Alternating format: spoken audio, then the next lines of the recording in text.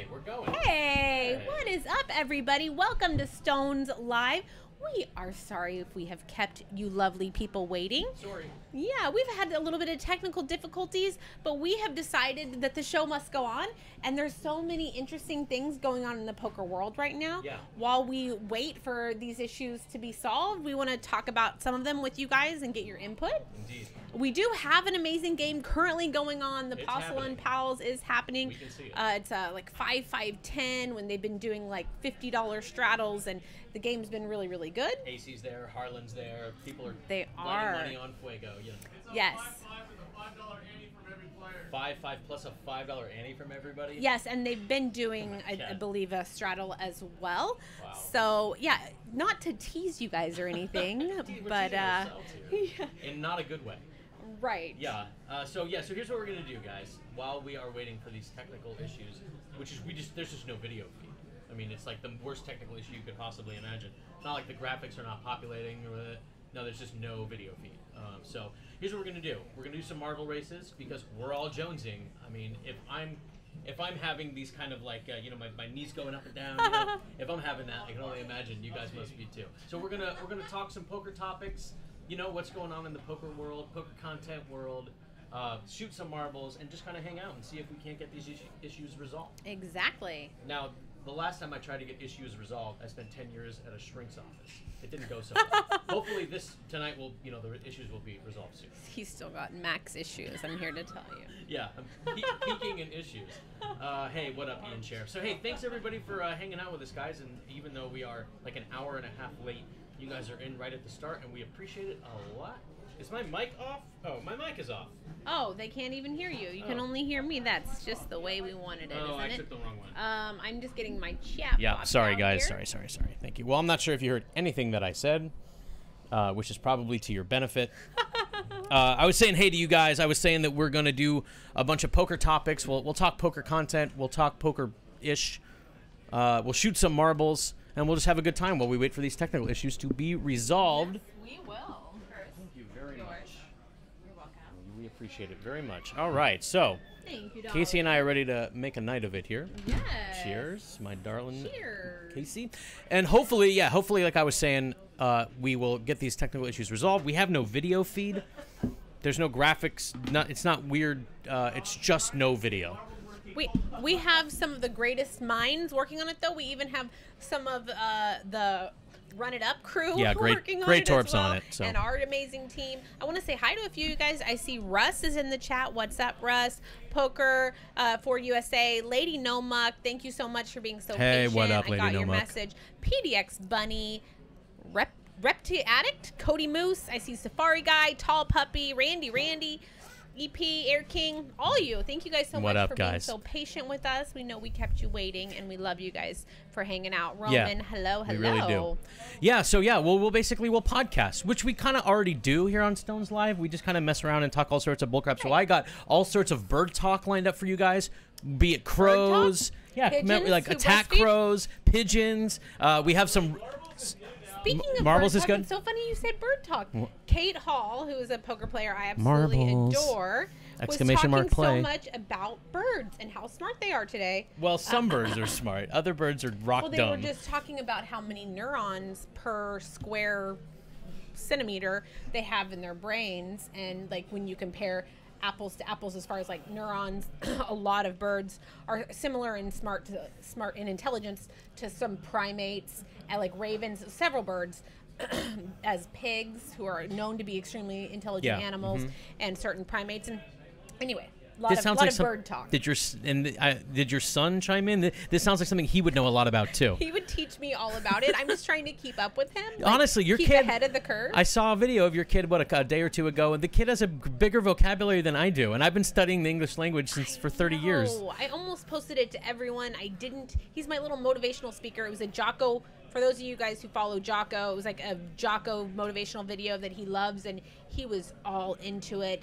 You got to get up and dust off, reload, recalibrate, re-engage, and go on the attack. The kid's pretty cool. But yes. Pretty slick. I mean, with a name like Rhett Ace, he better be. Of course, my kid's middle name is Ace. Yes, of course. She's got an ace up her sleeve and in the backseat of her car. Are you guys getting in on this game? Exclamation play. The race is going to start in 35 seconds. Make sure you get in. This is for the Twitch side. You guys, exclamation play in the chat, and you can get in on this race. Indeed. Yeah, we got 25 seconds left, and after we get back from, we're going to do this first marbles race off the bat. Again, thanks, guys, for hanging out with us on this Saturday night. What would be a Postle and Pals game if our equipment was cooperating with us, and there's all sorts of degeneracy. Hopefully it will be up and running shortly. When we get back from this marble race in 10 seconds, I can't wait to share the news from the Thirst Lounge from a couple days ago. Oh if you guys didn't God. catch Train in the background on the Thirst Lounge, oh I feel my like God. everyone in the poker community Must have seen it, right? All right, here we go. And right. we are going. It looks like we've got maybe 19 runners. I see, ooh, Magic Man's in first, Safari Guy, Bry Guy. Cody Moose, what up? Ooh, Tall Puppy, Bry Guy Ian in Sheriffs. Nice Here to we see all you go. guys. What up? Who wrote that? Roman, writing from the other seat at another table. So we got people in the chat in the card room. Nice to see you guys here at Stones on this Saturday night. Jeff, I am missing Train even more when I was watching him on the Thirst Lounge stream on Bet on Drew's Final Table, and I could hear him in the background commentating, saying things that he says on the show all the time. Yeah, exactly. He even said something that I always say, and I was What'd he just say? like, Which one? Which like line? they were popping champagne, and he was like, "It's champagna," Oh. and that's what I always call it. And I was Nice. just like, "Oh, Train, I love you." Right. It was funny. There was some people in the Twitch chat too being like, "Why is the guy in the background doing so much commentary?" And I was like, "Lol," because He he's a can't help commentator, himself. bro. Right. He can't help. That's right. He And cannot help I was himself. so glad, because who wants to sit there in the background? I mean, Bet on Drew was so focused Yeah, on he what he was. was doing. Man, did he play and well. everyone else was just sitting back there on their phones chilling, but Train was like engaging. That's Yeah, what Train does. that's what Train I love does. it. It was great. Bry who Guy is- and Tall Puppy, and Right here, I'm right yeah. behind him. and Bry I've never Guy. seen this one before. Have It's you? a gnarly one. Ooh, he hangs on by a thread. Nice hold by Bry Guy, still in the lead. I wonder what the survival rate on this is. It looks low. You're at top 3, Poker Mama and Ooh, Hop Grenade. Oh, you took over. You're Yeah, in I second did. now, but you're in first. It's the spiralies. I think it's going to Coach change a lot in this Ruffy. one. Yeah, it is changing. Jeff Gem, dude, we're all missing Justin, man, for sure. Casey's missing Justin. We certainly are. I've my Snapchat and iMessaging to Justin has increased dramatically since he's been gone. You know, He's been messaging me today, and we've been exchanging sweet text messages, and they went and helped out kids today in need on the island, and it's very awesome. they're Very like, awesome you stuff. get a poker bankroll, and you get a poker bankroll, and they're like, we don't have any computers, Can I dude. be a kid who gets a poker bankroll? Like we're looking for clean water. Bry And that's Bry Guy Guy for the win. Nice wins. job, dude. Nice job. Bry Guy obviously been studying his marbles game. His GTO approach landed him the victory here. Outstanding. He's looking like Ben on Drew, this guy. You know, he's Yeah. running great. Running hot, and you somehow beat me. Mm. My friend says I did. You know, I haven't promoted a show the way I promoted tonight's, because the game know. is crazy, What? and then somehow the poker gods delivered us some technical issues. Yeah, no video feed for you. But we're still gonna make this show great. Yeah, we're gonna try. We have a lot of interesting topics, and what's really going to make it great is if you will interact with us. Please engage. We read this chat. You know, there's a lot of streams out there that ignore the chat mostly. We love you guys. You're the integral part of our show. So if you could chime in and tell us your opinions on these various topics. Yeah, sure, exactly. We want to hear it. And yeah, never has there been a better time for you lurkers to come hang out and be active. So yeah, so that was incredible. If you guys didn't happen to see it, just like off Twitch and YouTube, the VODs are available from 2 What was days ago. incredible? Oh, the Thirst Lounge stream that bet on Drew. Drew. So you guys know, if you don't know, fellow commentator Fat Train was one of the 10 people selected for Bill Perkins' channel on Twitch, Thirst Lounge, which he's done a few seasons of. You know, he'll bring poker streamers out there, like, you know, Jamie Staples and Jeff Gross have been heavily involved with it. Kevin Martin's been out there. Guys that have been here in the booth at Stones have been out there on Perkins' yacht in the Virgin Islands streaming poker. And for this season, he got, I don't know, what, 100 people? I don't know how many people submitted videos, but it was like submit a 60-second video, and maybe you can be the host, one of the hosts on this new season we're doing. And Train was one of the ones selected, and now he's out there in the Virgin Islands hanging out at this MTV's Real World style house. He's basically on a reality show. Yes. And they also stream poker. They're in a house on a cliff overlooking like an azure blue ocean, but it's not just a house on a cliff. It's like what they would use as B-roll footage for a drug dealer's mansion, you know, with like the balcony with the really like decorative columns. And anyway, yesterday was probably the best stream they've done yet. Not probably, definitely the best stream they've done yet, where one of the other hosts bet on Drew. Paid $1,000 from his Perkins-funded bankroll. Paid $1,000 to play a satellite. Top 10 finishers. There was an overlay. Someone told them that there was an overlay. How do we go full screen on us? Oh, I don't know. There's a way. Yeah, there is a way. It is that one. 3 table. It's this one. Okay, Boom. there we go. Okay. Feel better now. Okay. You saw the whole stream, ALC? Yeah, I think a lot of us did because they were peaking at over 4,000 viewers. Ridiculous. That's what I was going to say. All of you guys probably were watching that stream yesterday. I mean, that's what I did. I fell asleep watching it. Oh, it was awesome. I was like, I couldn't fall asleep. No, I watched it for so long, and I was like dying. I'd been doing. Anyway, he was on all day long. Yeah. So he top 10s this satellite, wins himself a seat into the 10K like championship event. And proceeds to final table the event. Not even that. He wasn't ready to play it. He was planning on preparing more for it, so he wasn't going to even do it. But it auto-regged him, and so he didn't even start playing until 2 hours later. 2 hours late, and then he quickly ran up the biggest stack, and he was first for a long time. And Fuego, he was. He had the chip lead from at least like a 3 straight hour run. He like did not give up the chip lead. It's very, very common. So they say that if you have the chip lead early on in a tournament, it almost never means that you will finish first. You can make a deep run, but very, very often having a very early chip lead doesn't mean a ton in a tournament because you still have to run so well, and play the blinds so well are so small. But Bet on Drew played epic poker all day. He maintained that chip lead throughout a ton of the tournament, and even when other people started to chip up, he still stayed right there with them, second or third for a long time. Did incredibly. Really held his own. He did incredibly. Yeah, he played great. Final tabled it. And so Bill Perkins had this thing where they got a 20K boost. That's right. Yeah, if they could hold, this has been like a running challenge to all the casters. If the first caster to hold 2K viewers organically, you could not like have a host from Kevin or something. Organically, 2K viewers hold it for at least 2 hours. Was going to get a 20K boost to their bankroll, which is a huge prize because that's really, really hard to do. You have to do something like this, make a final table in a championship event. To watch. Exactly, and Drew did it. I mean, his name's Bet on Drew. It'd be smart to bet on Drew. It looks like so good. He played great. He won like 40K. He came in 41 and change. He came in. He was eighth, I believe, and he busted. You know, I don't know if you guys know. Train likes to call Ace Jack the parking lot hand because you often find yourself in a tournament with that hand, and then you find yourself in the parking lot a short while later.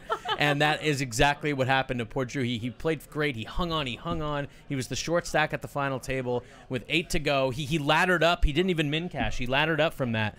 And then he got it all in pre with Ace Jack, called by Queen 10. The guy had to call him, and he just hit a 10 on turn. And what can you do? But what a run. So between the 20K to the bankroll and the 41 and change in the tournament, he turned $1,000 into 61 and change in what, 10 hours? Yeah.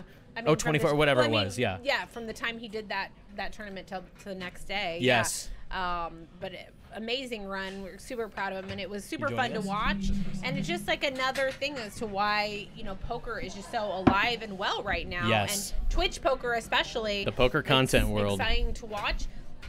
And then another thing that just happened for a lot of you guys who know is the GPI Awards for last night, the Global Poker Index, where there had been a lot of, I don't know what the word is exactly, controversy around some of the choices for the Global Poker Index. Did you hear about some of this? Yeah, I heard Tom Hanks won one of the vlogger categories, which was awesome because I love Tom Hanks. If they give him everybody loves Tom Hanks, dude. Hey, it's crazy. Boss Justin, everybody. What's up?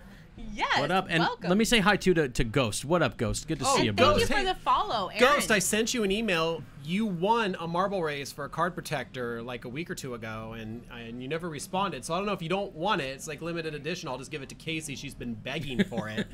And also, I wanted to stop in here real quick, by the way, and I'm just going to be here for a second. I want to apologize to our viewers. I know you guys were really excited for the Postle and Pals game. Me too. I was excited. Right. Apologize to you guys. There's still a chance that we get this going. I mean, and like everyone was telling people, you got to watch this tonight, and not to make things worse, but I mean, the lineup is sick. Like, I'm not trying to taunt you guys. We really do feel bad. I'm going to take some pictures, and at the very least, check out our Instagram, Stones Live Poker. We will kind of show you just some of the scene at the table, and we will have these players back for another game for sure, whether we get the stream going tonight or not. But I wanted to come in here and just give my apology to our viewers who still showed up even though we're here without a game.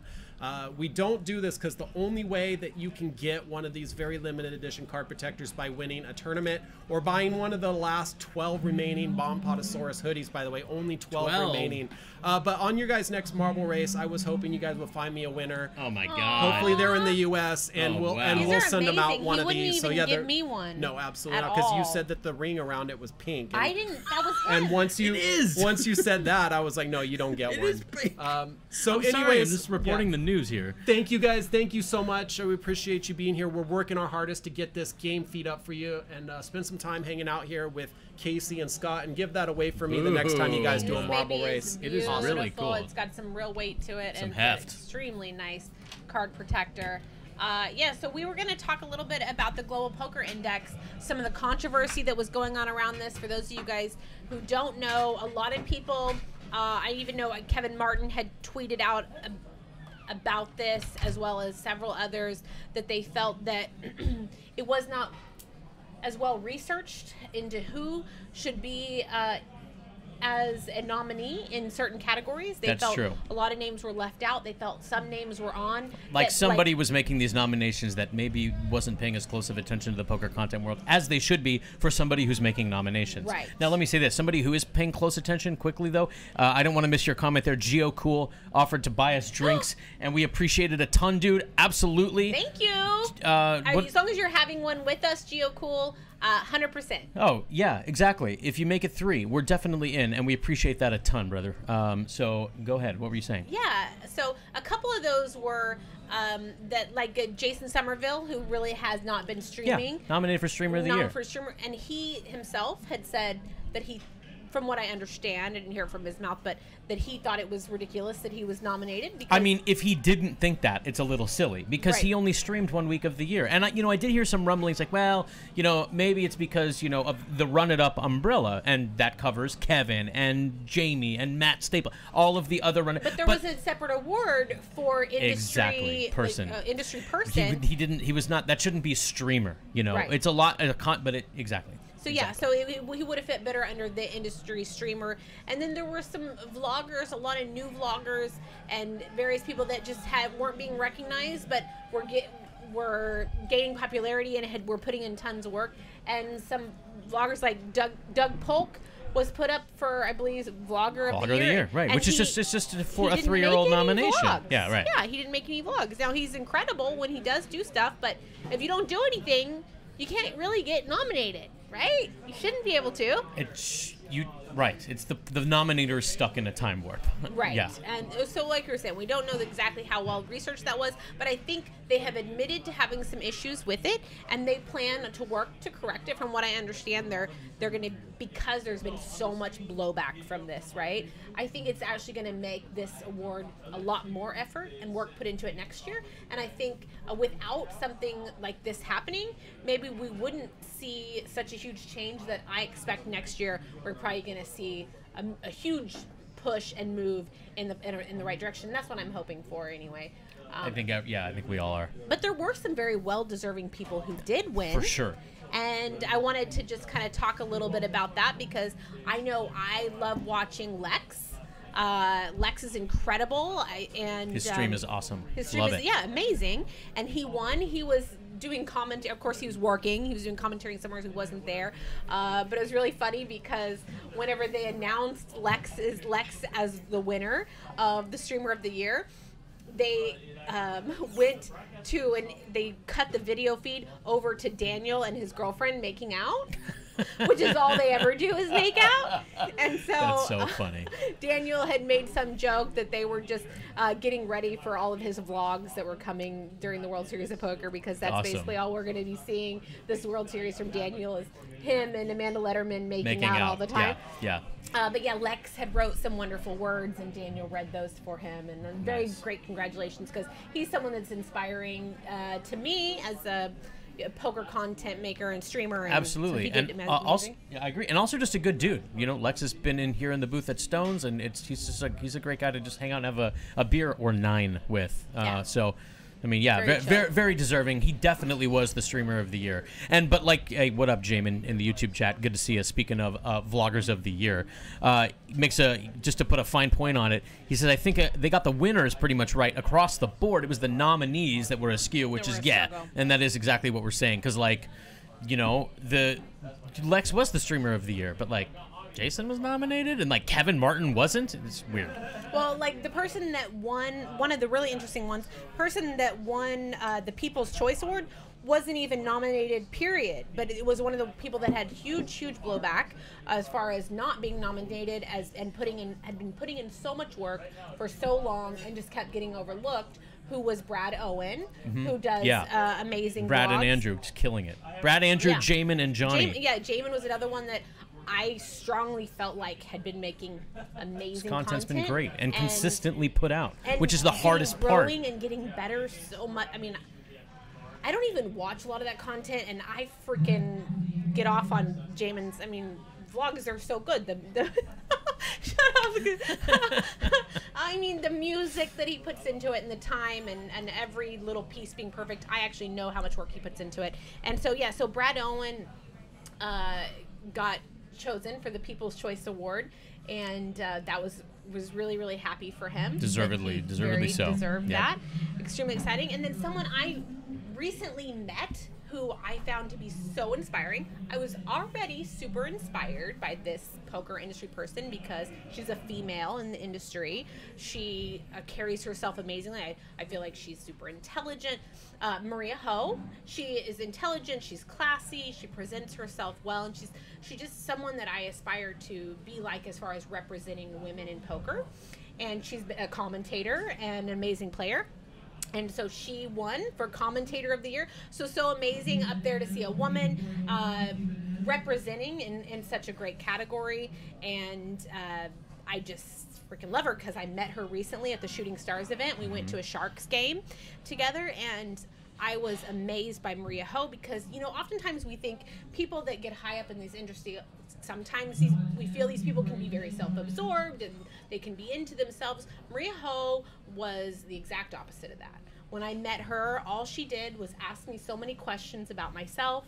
I love that. Try to get to know me. I mean, that's how someone is sharp when they're asking questions like that. A lot of people don't do that. Yeah, it wasn't in an interrogating way. It was in like, yeah, I want to get I'm to interested. know you. I want to find out about I'm you. engaged. Yeah, and she was super engaging and warm. And you know, sometimes you can't. You don't know, you only know what you see, you know, this image that you see of somebody, and really when you really get down to meet someone and they treat you like you're a person that matters and valued, it was really awesome for me. And if I didn't already think she was amazing, I just fell in love with her even more. Yeah, Marie's great. So really excited that she won as well. Absolutely. And then someone that we've had on the show many times and comes to see us and is a big fan of Stones. It's like, I think one of his, if not his favorite room to play in was Andrew Neeme. And Neeme won Vlogger of the Year. Another, deservedly so. Extremely deserving person. I mean, just even watching some of his social media posts, it's so artistic and creative the way he scenes things and the music he puts behind it. So I was really excited for him as well. I was too. And you know, it's funny as we were discussing before the show, which, you know, what's great too is like, you know, Boss Justin was like, the game, the technical issues, not really. We were like, go live, it's fine. For an hour and a half while we were waiting to see what happened with it, Casey and I are just jaw-jacking back and forth. So we're like, what's the difference? Just turn the mics on. You know, we don't shut up when we're off the air either, so I don't know, just put the mics on. But as we were talking about before the show, you know, this is a really weird skill set, if I can be so bold as to say skill set. Doing something like this, or doing vlogs like your Jamins and your Brads and your Andrews do. You know, there's a lot of people that like know poker really, really well, and they like wear Beats by Dre and hoodies and are not going to be good at making a vlog, or they don't have any interest in doing it, or both. So to be like, you know, to have the sort of showmanship and engaging factor, and then of course the technical skills to make the videos, the like dedication to put them out on a consistent basis, and then to know the poker part really, really good too, and you know, be a good explainer. This is a weird mix of skills that is pretty uncommon in the poker world or the media world. You have to do the both part. That's hard. So I just all the respect in the world to Justin, the guys that are doing that. Jamin was saying that Jamin said, clip the get off on Jamin clip. That's funny. He said he was really impressed by Justin Bonomo's speech. I'm going to have to go back and watch that, because I would love for you guys in the chat to kind of tell me what you loved about Bonomo's speech, because I've been reading that all over Twitter. I didn't get to see it, but I heard that his speech was amazing as well, and that he was very, like Jamin said, he thought he was very thoughtful in what he was going to say and where it appeared most, and I respect him. We have some similar views in other parts of life, so I'm very interested to hear more from Bonomo and what his speech was. Not surprised that Bonomo prepared. He's a well-prepared guy. Like a very prepared you know, man. yeah, you don't have the kind of track record Bonomo has without being studied and prepared. Yes, I agree. And so, yeah, if there's anything that you guys... Yeah. Russ McGinley saying I wasn't Saw nominated that. for Announcer of the Year, so clearly it's trash. Obviously, the nominations were bullcrap. Where's Poker Mama? Well, there's always next year, right? Yeah, exactly. So, but if there's anything else that we have left out, or things that you guys wanted to talk about as far as those topics go, there's a couple other things that were on my list of things that are going on in the poker world. It's interesting when they said we were having trouble with the stream, and I was like, okay, well, let's talk about some of the things that are going on in the poker world. And I quickly had like 10 things, and I literally in 60 seconds of things that for poker people and who are following the industry are super fascinating. And we talked about the bet on Drew and the GPI. One of them was, I don't know if you guys followed this drama. We're going to go into the gutter now for a minute. Oh my God, here we go. We're going to go from classy. Did you see the top she was wearing? Who does she think she is? Exactly. We're going to go from the classy, the GPI. I mean, why not just wear your bra, honey? Let's get into the gutter now for a minute, please. Let's definitely do that. We know we all want to go into the tabloid trash that is also poker. And let's say quickly, if you're just tuning in, we're having technical issues with the video feed from the TV table, and we're working on getting them fixed. And so we're just bullcrapping and filling air with you guys in the meantime. Right. Exactly, go on with your bad self. Exactly. So many of you guys may know some of poker players: Daniel Anderson, Jamie Kersetter, Lily. I'm gonna butcher her last name. It's like Lily Kamuko or Kamuno, something like Kombucha. that. Yeah. And I'm not gonna name the other individual that was in the bet, but you guys can easily go onto Twitter and find her name. But because she was the one, I don't feel right about necessarily. Coletto. There we go. There you go. There we go. And you know what? Lily Coletto. Before you continue, Jamin, you're making a good point. Let's run a marbles race, and we can talk about this. Yeah. Can we get the marbles going, Lance? We'll do a marbles race here. They have marbles ready. Kenny, you got the marbles queued up, dude? Oh, okay. Do we have to wait for him to come back? Hello? All right, we're going to get a marbles race going for you guys. Okay, we're going to do marbles and talk. And then we can get this conversation. There it is. Exclamation mark play in the Twitch chat. Because if we're not competing, why are we living, right? I mean, we're poker players. Exactly. Also, that's also a good and a smoke-blowing comment for us, so I want you to continue, but I want to point out Jamin being super nice and pointing out that, you know, Stones and Live at the Bike, you know, didn't get nominated for anything. And not that we expect anything along those lines, but, you know, we are the only regular poker shows out there. We stream multiple times a week, every single week. And we're doing it, well, at least our show is doing it free and engaging a lot of people that otherwise wouldn't have this type of content to watch and look at. So yeah, it's a and good point. Thank you, Jamin. I don't. Yeah, we appreciate it, Jamin. Of course, and I don't want to get too high and mighty. Like, by no means do we expect anything along those lines. Honestly, though, but you guys do a great job of supporting us and watching these shows, and so, we didn't get nominated, but whatever. We're here with you guys every, 3 times a week. How bad could it be? So anyway, continue with the nonsense gossip, and we got 10 seconds to go to the smart race. Get in there. Exclamation mark play. I think I'm in there, but let me just make yes, sure. Portland Playboy, absolutely. This race is for the card protector, guys. Ooh, oh, that's right. This bad boy. We're gonna have to take this serious. Whoever wins this. I may have to save my garbage story for after this because this may be exciting. Ian Sheriff's off to an early lead, but no longer. I'm in second. What if I win? Ooh, my boss is gonna have to give it to me, I think. Oh yeah, I think so. I mean, as he said, you've been begging for it, so I any stuffed excuse. it down my bra last time. I know. And they I knew you did. Forced me to come and give it back. I knew you did. I was like, I saw what you did there, Mills. I saw it. Don't you think I didn't see it? Ooh, Debbie Yanks, 90. He looks like he's way ahead of everybody. Do we even have a chance? Dondo 11, I see you. I see you back there, Dondo 111. Debbie Yanks way out in front. Yeah. I honestly didn't even watch poker on Twitch until you guys started streaming, Safari Guy. Thanks, dude. We appreciate you being here watching, and your presence IRL, of course, as well. I have to say, it's very different, to state the obvious. It's very different doing a show like this than it is being a poker streamer like Kevin Martin or Jamie or like Jason, innovating back in the day. There's a delay, and I know Train has talked about this too, how much he's so used to doing this real-time interaction with you guys, that now being on a delay and reading people's comments 4 minutes later is really tilting. It's a very different experience, so... Dondo came up from behind and just took over. Debbie Yanks no longer in first. All sorts of momentum here. Dondo looking good for the card protector at this point. Ooh, Dondo. Looking good. So anyway, like, poker on Twitch is beautiful, and as we've always promoted other streamers and stuff, and we watch and we love it.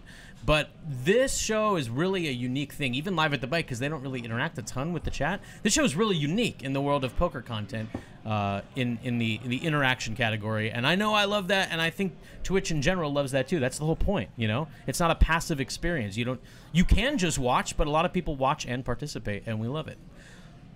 Yeah, I didn't even realize how little other streams and streamers interacted with their chat until I started watching some of them, and I was like, oh. And sometimes it's just harder. Don't, super engaged because they're on a delay, and it's harder. But you're right. That makes more sense, because of the delay. But yeah. I'm just all about you peeps. I am too, and honestly, and who is that for the win? Oh my God, it was like a photo for finish. The win, Dondo, that's you, brother. That was like a photo finish. Stug and Dondo were so close, but Dondo getting the win. Nice job, done. Dude. Yeah, we appreciate Poker Mama it. on top of the drawing dead. There we go. Just barely beat you. Yeah, I mean, I've been watching Twitch poker since Twitch poker has been a thing, basically. I was watching Jason from almost the start of at least his Twitch stream, but I never engaged really. Like, I wasn't in the chat room almost ever, and I watched passively for like the first 2 years. He would just be like on the corner of my monitor while I was working, but I never engaged. I watched it passively. But in recent times, and especially now with real-time interaction that shows like this provide, it's a different story. And I am now an active viewer, not a passive viewer. Dondo for the win. Nice job, man. You get yourself this awesome card protector. Card protector. Whoa. Yours. Beautiful. Stones Live. Now, was that Matthias? I didn't quite see if that was Matthias, like 115. Forgive me for butchering your screen name, but thank you for the follow, man. If you hit the follow button based on this bullcrap, we're not even doing poker right now. You can't wait to see that. We extra appreciate it. Yeah, This show actually does contain some card playing. We're having technical issues with the video feed, so we're bullcrapping with you guys. Just hanging out on this Saturday night, seeing if we can get the feed back up and going.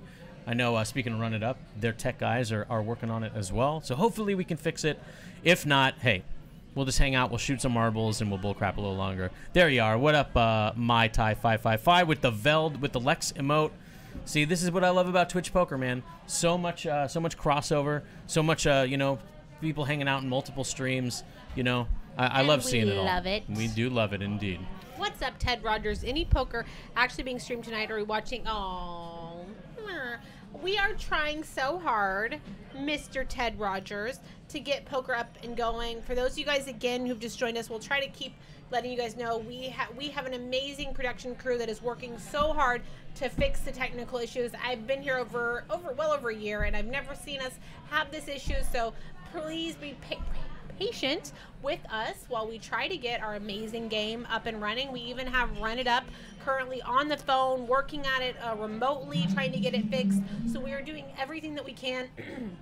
But intermittently, we didn't want you to just be looking at a stone's screen of a hopeful game that might come, and we wanted to talk to you guys and interact and be here. And we had some interesting topics, some of us think are interesting, to discuss.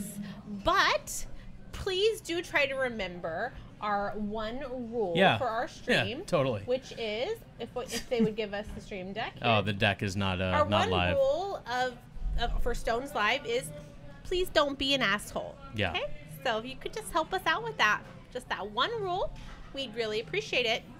Thanks. Yeah, thank you for that. So Casey, finish your Lady Nomuck is reminding us that we need to go back to the gossip thing. To the garbage. Thank you very much for getting us back on track. I'm not surprised that it'd be another female that's like, let's get back to the real juiciness. What was it about that one girl's top again? So back to the real garbage here. Okay, so Daniel Anderson, we all know that in poker we take a lot of prop bets. We do a lot of side bet actions for fun. People make tons of money. I mean, people lose and make millions of dollars on prop bets. So a prop bet that was taken a while back was that Jamie Kersetter and Lily, someone said her name earlier. What was it? Kombucha? Lily Coletto. Oh, okay. Lily Coletto and Jamie Kersetter were going to run a mile race. And D Moon Girl was in on this somehow too, right? Danielle Anderson. She believed that Jamie Kersetter was going to win the race, and some other individuals took Lily to win the race, and they set up some parameters. So one girl in particular, they bet $2,000 that who was going to win. And they said if someone got injured, then they lost by default. They were forfeited. They lost. So if Lily got injured and they couldn't race, then she loses and they still have to pay. And same thing for Jamie. So the race was supposed to take place, I believe, on like October 8th. And it didn't. Lily twisted her ankle. So rather than just canceling the race, they decided to postpone it. They postponed it to a future date. That future date came, and again, the race was postponed. And so they postponed the race yet again. This time, what, did she have a hangnail? I think maybe the injury was worse than originally suspected. Okay. And she was still trying to recover. So they finally set a date for this race. And during this time, when the race had been put off a couple of times, Daniel Anderson reached out to this female player who had taken Lily for the win and said, hey, Lily couldn't race because of her ankle. We postponed the date. We're still good. And the girl wasn't responding. She wasn't saying, no, I think the bet should be off. Just silence. She was just silence. And remember, there was a clause that if there was an injury and they could not race, then the other person won by default. So the day of the actual race, the third one, the third actual date, Jamie Kersetter reaches out to this girl who took Lily and said, hey, is your bet with Daniel Anderson still on? And the girl replied, although she'd been ignoring Danielle, she replied to Jamie and said, we bet $2K on who would win this mile race. So she responded and made it sound as if this bet was still on. A lot of people believe that she did this like in a way to try to free roll, so that if Lily won the race, because of what ended up happening, that she would still get paid. So let's fast forward to the race happens, and Jamie wins. Lily takes the loss, and Danielle reaches out to this female poker player and says, hey, how would you like to send me my $2K? Yeah. And the girl says, Danielle, this race got put off for so long. What makes you think that this was? I thought this bet was off. This, you know, we were supposed to race on October 8th. It's been like almost a year or something crazy. And Danielle said, "Excuse me, I reached out to you many times. You never said the race was off. You never said anything. We had a clause about injury, and so the only reason the race was put off was because of an injury. So how does that?" Then I still win regardless. And she said, and also I have text messages where you replied to Jamie saying that we had this bet. And so the girl was like, no, I don't think I owe you anything. I'm not paying. But a lot of people feel like, you know, if Lily had won, the girl would obviously she was kind of trying to free roll by the way she did this. So wait, who was wearing the skimpy top? I'm not they following. both were probably Lily. Oh, okay. Probably Lily. Okay. Because I know you had mentioned a skimpy top. Show the ladies. But the whole thing sounds like a freaking mess. It was a little bit of a mess. But where this gets a little bit more interesting is that Daniel said, well, we could bring a moderator, or like what's the word? We could bring in a third party. Yeah, like a ref, an arbitrator, yeah. To help us solve this from the poker community. And the other female said, I don't think anyone would be objective because, Danielle, you're so well known. Everyone knows who you are. And no one's going to take my side against you because I don't think we can find an objective party. Well, well, just someone not in the poker world. They don't know her from Adam, you know? Yeah, or Eve. Yeah. Well, Bill Perkins decided to name himself self-appointed arbitrator. That's not the Bill I know. So he hopped into the fray. Oh boy. And he started collecting information on this bet. And he wanted to know if Danielle had only reached out through Twitter and if she knows, like, to make sure the bet was still on, and if the girl had shown, because there's check marks that show whether or not the girl actually read the messages. And Danielle started to get upset, like, Bill's going to rule against me. What you know? Why does that matter? Because of the injury clause. So Bill looked at all of it, and meanwhile, Danielle posted on Twitter every text message she posted. Oh my God! All of the this is all over $2,000. This is what so many people were saying. I mean, like, you're slandering our community, and you're making all the prop betting look bad over $2,000. This shouldn't be taken to this area, and it shouldn't be this sort of thing. But Bill decided to get involved, and he researched it thoroughly, and his conclusion was, he said that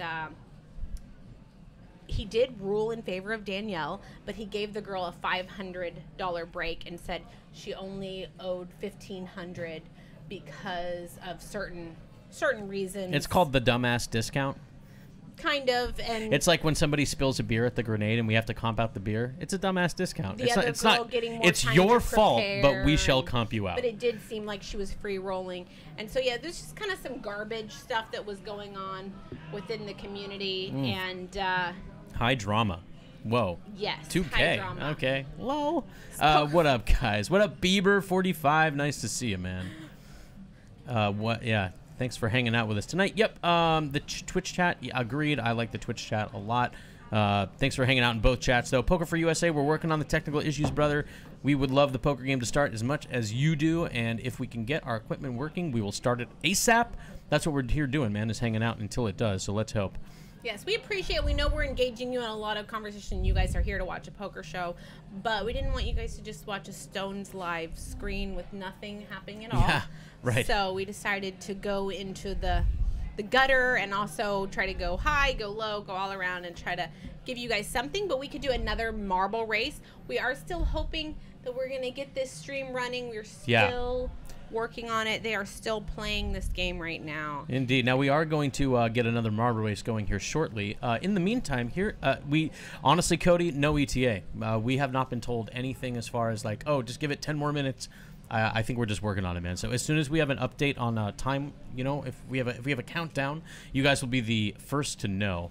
And yeah, I know that too. I was thinking that too, B-Dub. Like, oh, it's not a matter of like, well, it's only 2K. Well, who cares? Like, it's the print. Like, you made a bet, man. Like, it doesn't matter if it's $20. Like, you made a bet. There's definitely merit to that. I mean, that's a good point. Right. A lot of people just felt like the public nature of this, though. Right. Exactly. That for our community overall, it wasn't. And and here I am bringing attention to it again because we're having topics that are coming up in the poker community, but a lot of people felt like no attention should be brought to this because it overall brings the community down. And Danielle's reason why she said that she brought this up, and the whole reason she did this, is because she didn't want other people to do dealings with this girl, and she felt like they needed to right, be it's for everyone warned. else's. Yeah, hey, yeah, I'm doing this for your guys' good. All right. I mean, it's a little preachy, but it's right. That's kind of not what she invalid. Said. But she was like, people need to know. Just like there was another case recently where a guy was constantly having people saying they were buying action or sending him money, and then he would just not play in the tournament and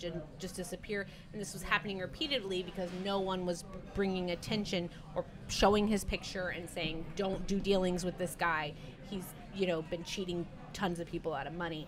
And Danielle's point was, this could be the case, and I don't want anyone doing dealings with her if she's going to be cheating people. I see. Yeah, okay. Yikes. But what she did say, she said, Bill, I appreciate your input. I think it's fair. I do owe, and I'm going to set up arrangements to pay.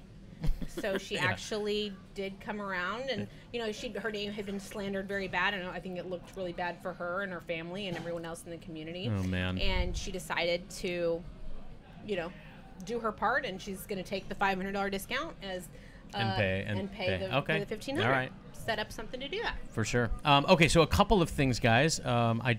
Cliff's Notes loves his card protector. Right on, dude. We did just give away a card protector in a marbles race. I'm sure we can probably find something, maybe a T-shirt or something. To Dondo, right? To Dondo, yes. So Dondo needs to text Justin? Yeah, or email Justin. Email Justin. jcaritis@stoneslifepoker.com. Yeah, we're gonna put it up in we'll the put chat it up in right the chat, now. Yes. For you to be able to get your card protector. Also, thank you, Darren. Daniel saying, love that you both can keep the audience entertained. Thanks, Daniel. While the problems happen. Yes, we appreciate it's not it, brother. easy. We know that watching exciting 5-10 debaucherous, crazy wild poker is much more fun. For us too, believe me. But we do appreciate you guys hanging out with us and are doing our best to be engaging. Now, I do want to get into this next bullet point, but before I do, Jamin has formally challenged you. Casey knows her way around a basketball court. For those of you that don't know the Poker Mama off of the felt, Drawing Dead has formally challenged you to a free throw contest, but he thinks you're scared, man. Careful what you ask for. I may or may not have seen your shot at our last game. Brick. Uh-oh. Jamin might not know his way around a basketball court. He was a little rusty, but I have a feeling he's been practicing days and nights and long hours since that game. We should make I want to make another troll graphic for him, like the old Michael Jordan, like soaring toward the bat, like that classic Michael Jordan, but it's like Jamin's face photoshopped awesome. on there. I'm gonna make that. I'm gonna make that for sure. Okay, so I did want to get to this next quick bullet point, and this is where I really would love to hear your guys' thoughts on this. Kevin Martin put out, I don't think it was yesterday, maybe, his personal social media habits and how he's changed them in recent, I don't know, maybe weeks, where he has eliminated all of the social medias, which is important for a guy like Kevin as a public figure, from his mobile device. So now he doesn't get updates and pings, and he's on it all the time kind of thing. Not anymore. Now he has to sit down at a desktop with purpose to engage in social media, and he has found it to be very, very beneficial. Most of the people that I've heard, weigh in on this thing find that to be the case. This on the heels of, I think, in maybe Thursday's Wall Street Journal, a big article about a huge poll. The Wall Street Journal had done a nationwide poll about Americans and social media, with 70% of people saying that they hate social media, and yet they find themselves checking in multiple times a day. Which makes total sense to me as somebody who does not engage in the personal social media. I just have one for my business, the Hop Grenades, Twitter and Instagram, but I don't use personal social media and never have. And I'm not because I'm holier than thou or high and mighty or anything. It feels poisonous to me, and it always has. There are cool parts. I get to see Casey's kid using words that I don't even know. That's great. But then there's all these other things. So anyway, what I'm looking for you guys is what forms of social media do you use? Do you engage? How do you feel about it? Yeah, how do you feel? Does it positively impact your life or negatively? Do you agree with Kevin? If you do use it, do you think that you should use it less, or implement a system or whatever? Like, I want to hear your guys' feedback on it, because I don't want to say I'm vindicated. That sounds really pompous. I don't want to come across that way.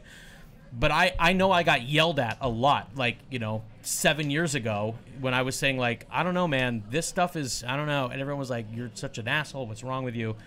I got a lot of flack for my, like, takes on social media. And now it seems like a lot of people are starting to come around on what, like, a negative presence it is generally in their lives. And I think a lot of people feel that it's a negative presence, but feel like, so, I mean, it's just a fact that people don't like to use the word addicted.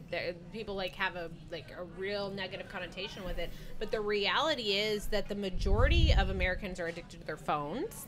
And it can be very difficult, even if you know something is negative, to set it down and to push it away. And to that point, it's that Wall Street Journal article that I mentioned did say that it was basically quoting people saying, like, they know it's bad, but they just can't stop, which is exactly how heroin addicts sound in an NA meeting. They knew it was poison, and yet they couldn't stop doing it. Right. Where are you at with it? Because you have a public personality I go back too. And forth.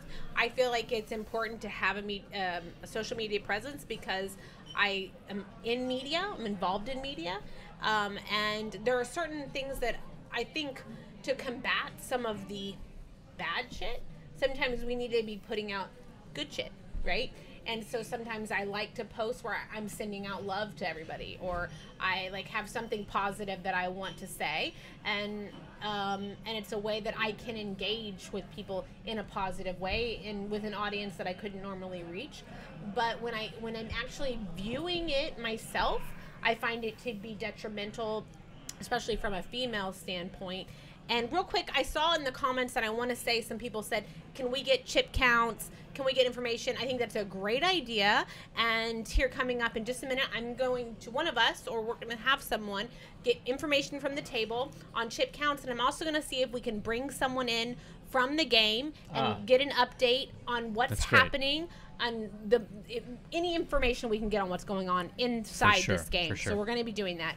But I will say that from a female standpoint, we oftentimes feel like we are held to such an impossible standard, and social media, specifically Instagram, can amplify this to the maximum degree and make it difficult for self-acceptance and self-love. And just to be clear, generally, it's women that are keeping you to that high standard. It's other women. Is that fair to say? For sure. Well, for sure. And also, because those women are, have 500,000 followers, and you see the kind of thing the way they look or the kind of way they put out, and this must be what everyone wants and loves, right.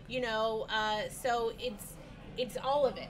It's a combination, but I definitely know that so much of it is edited, so fake. It's all it's filters, it's edits, it's not reality, but you still find yourself looking at it and being like, okay, I'm not good enough. Right. Whatever. So there's the self-doubt that it can engender. Right. There's also the sort of virtual mobs that it allows for. What do you mean by that? Well, like, in other words, 500 years ago, you would, like, gather, a bunch of people would be gathered in the town square and waving their pitchforks and stuff. Well, you have that now times 10 million virtually. That is so true. And we say on a great instance, this sometimes it's deserved, but nonetheless you still tear people down in a way that you can that's insane. They're out to destroy people. You differ with us, we destroy you. And that's poison. I agree, and I will say the poker community definitely does that also, whether it's well deserved or not. Specific instances lately are like the Cat-rific situation that we talked about. I totally didn't like the way that Cat-rific came off in her video. I thought it was not positive. I didn't think it looked good.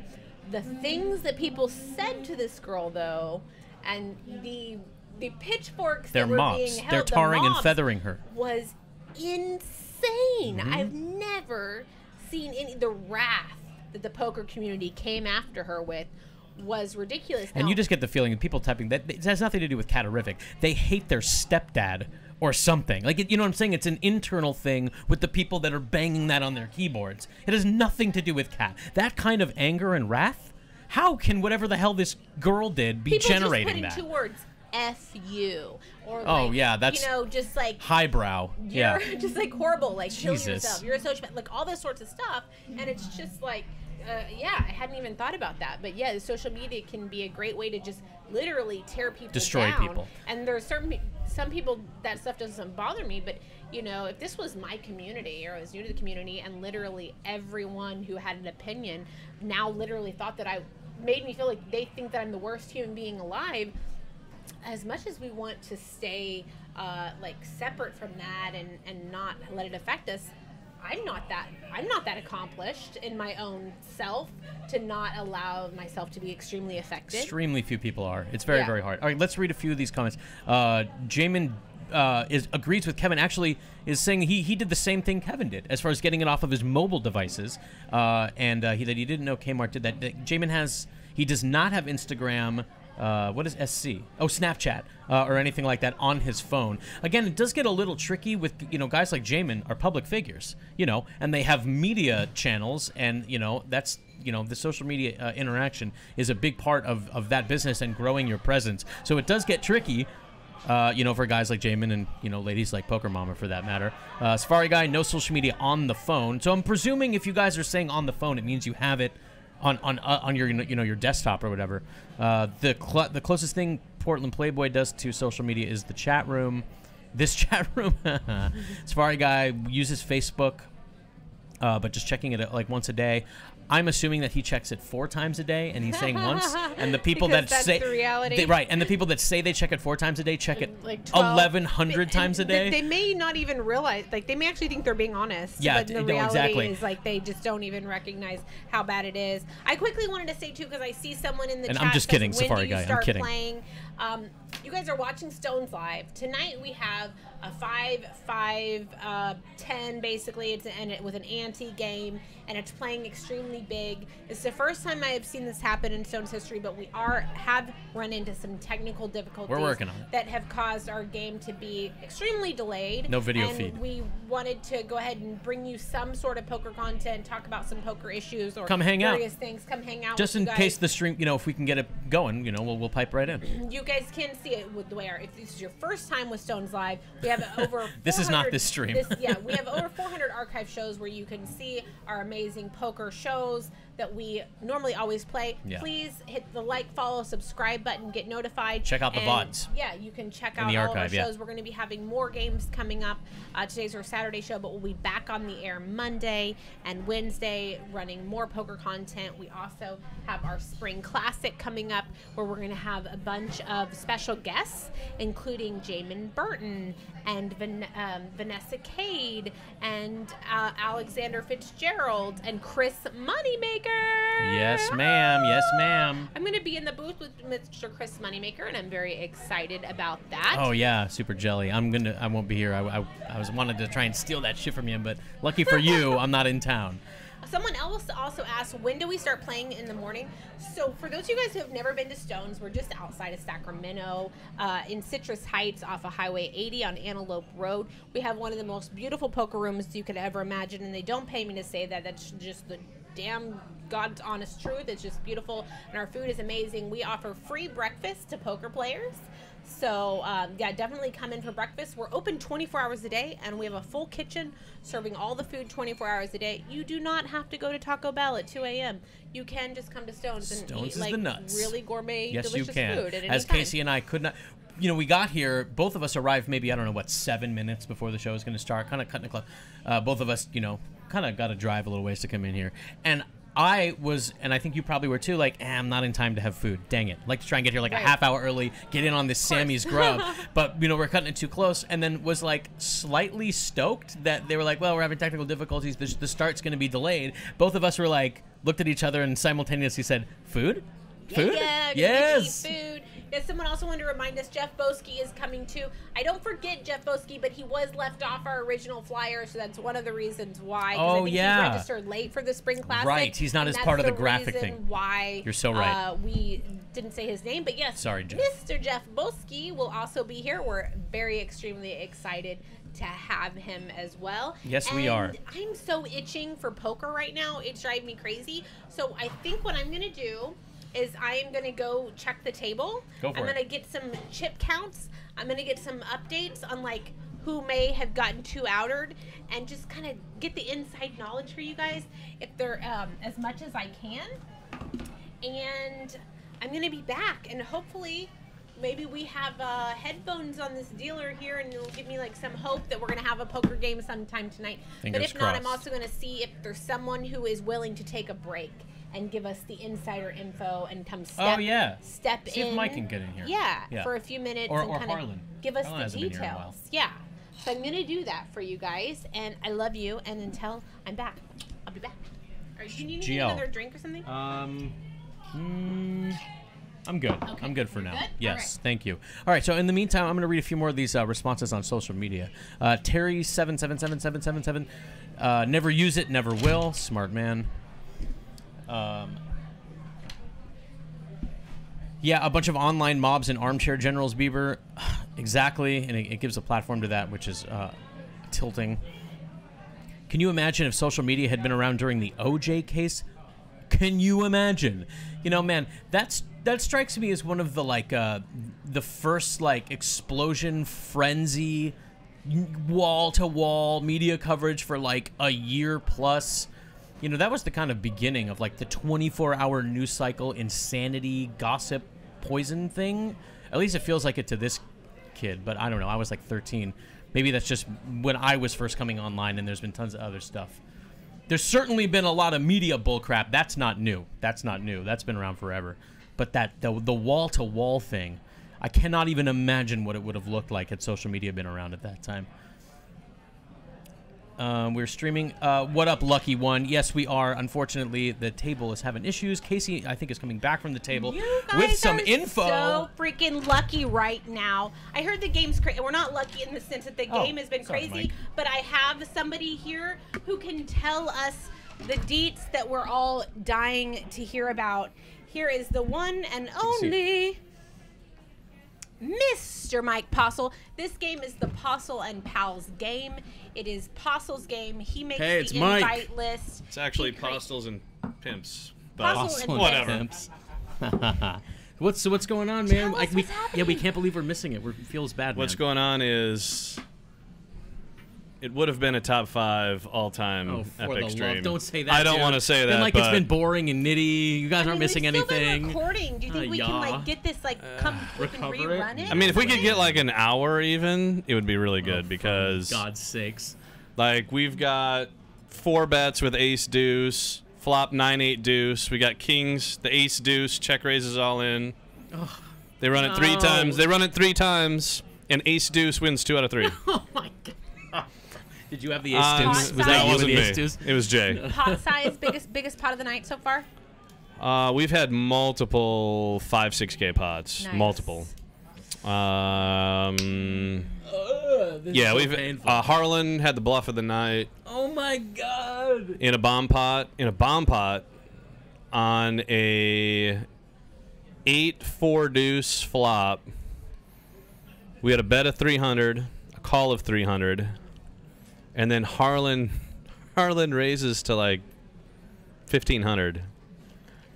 8-4 And yeah, and pocket queens with the queen of clubs folds. There's 2 clubs on the board. Pocket queens folds. Wow. And I don't know what Naga had, but and then Harlan showed Jack 9 offsuit.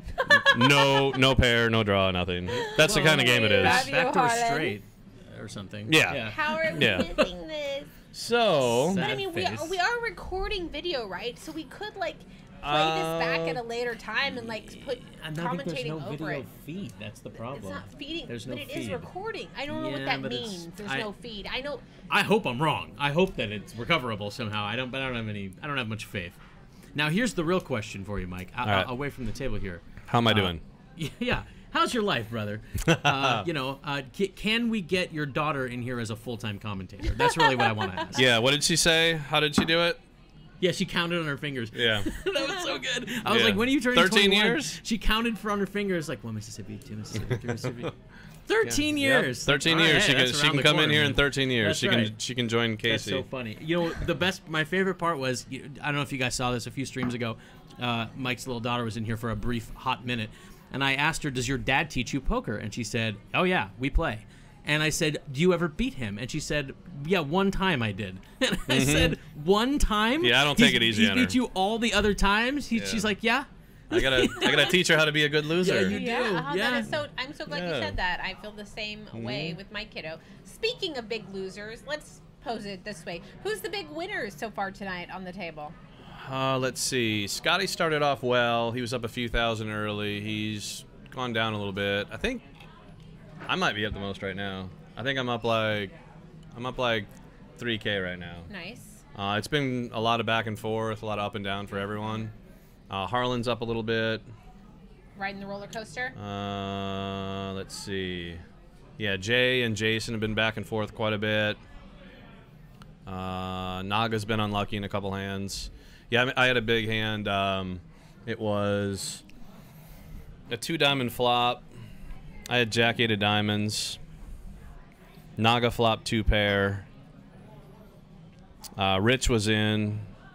3 of us on the flop. Rich let out on the turn when the King of Diamonds hit. I called 500 and Naga called 500. River was a blank, and Rich checked. I bet 1200, and Naga called with 2 pair and Rich folded. So that was like a 5K pot or so. Wow, he got you there, huh? Mhm. Nice. Yeah. So I got What did you put him on that you thought was going to fold? Well, I wanted to call. Rich leading out on the Sorry, turn did you say was. you got a diamond on the turn? Sorry. Yeah, I hit the flush. I got the you went on the flush. turn. Yes. Okay, blank river. Yep. Turn Yeah, flush. I hit Got the it, flush got on the turn, blank river. Oh, you just okay. Yeah, when cool. check. Yeah.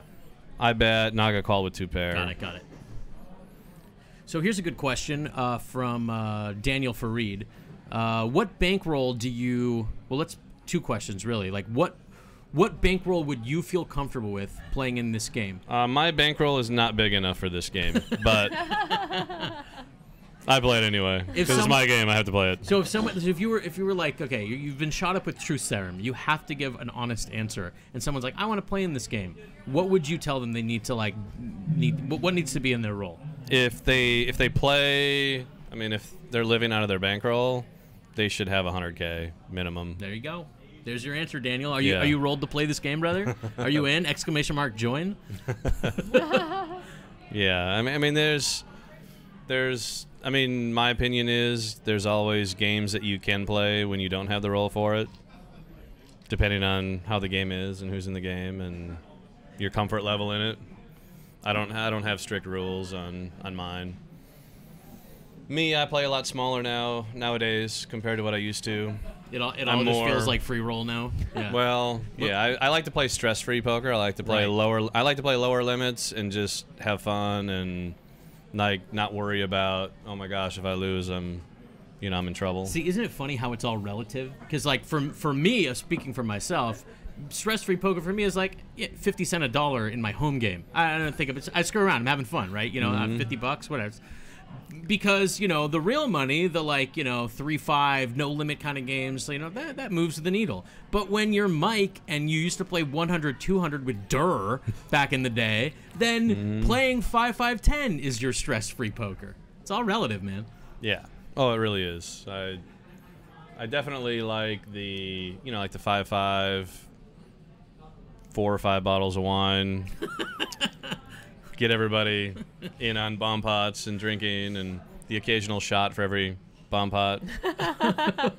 That's the fun poker for me. Have you guys been straddling? Oh yeah. Yeah, it's been $10 to $50 every straddle. Nice. Here's another good question from Ghost of M from you, Mike. Who is your favorite Stones Live commentator and why is it Casey? Answer honestly. Well, who's watching right now? Nobody. Nobody. Speak honestly. It's just us. I two. love all you We're guys. just hanging Come out. on, like, what's the most cliche answer I can give right now? Yeah. It's very diplomatic. Mike is running Right. for president, so Yeah. he doesn't want to offend anybody. You know. What else? Mike is fun at the table. What, Bri? Yeah, man. I mean, you know, that's part of the. Well, forget whether or not you're playing poker full time or not. It should just be a rule anyway. Like, be fun to be around, you know? Be fun to hang out with at the table. Part of poker is fun. A lot of poker is fun. Remember that the vast majority of players are not us. They're not poker dorks. They're not hanging out in content-related way. They're just there having fun, man. And you got to make it fun for them, too. And it's stating the obvious, but it's, like, really important. Title row. Thanks, dude, for the follow. Thank you for the follow. But, yeah, and I mean, okay, how consciously do you think about that? Or does it come naturally? As far as the having fun part? Yeah. I've really always been like that, even back in the day. Like, I'd play high stakes online and be super serious, and then I'd go to the casino, and that was my let loose time. Like, all right, here's the poker where I really have to, you know, concentrate and make money and study, and then going to the casino was my, I don't know, like, you know, for some people that have like those high profile jobs that, you know, work hard, play hard.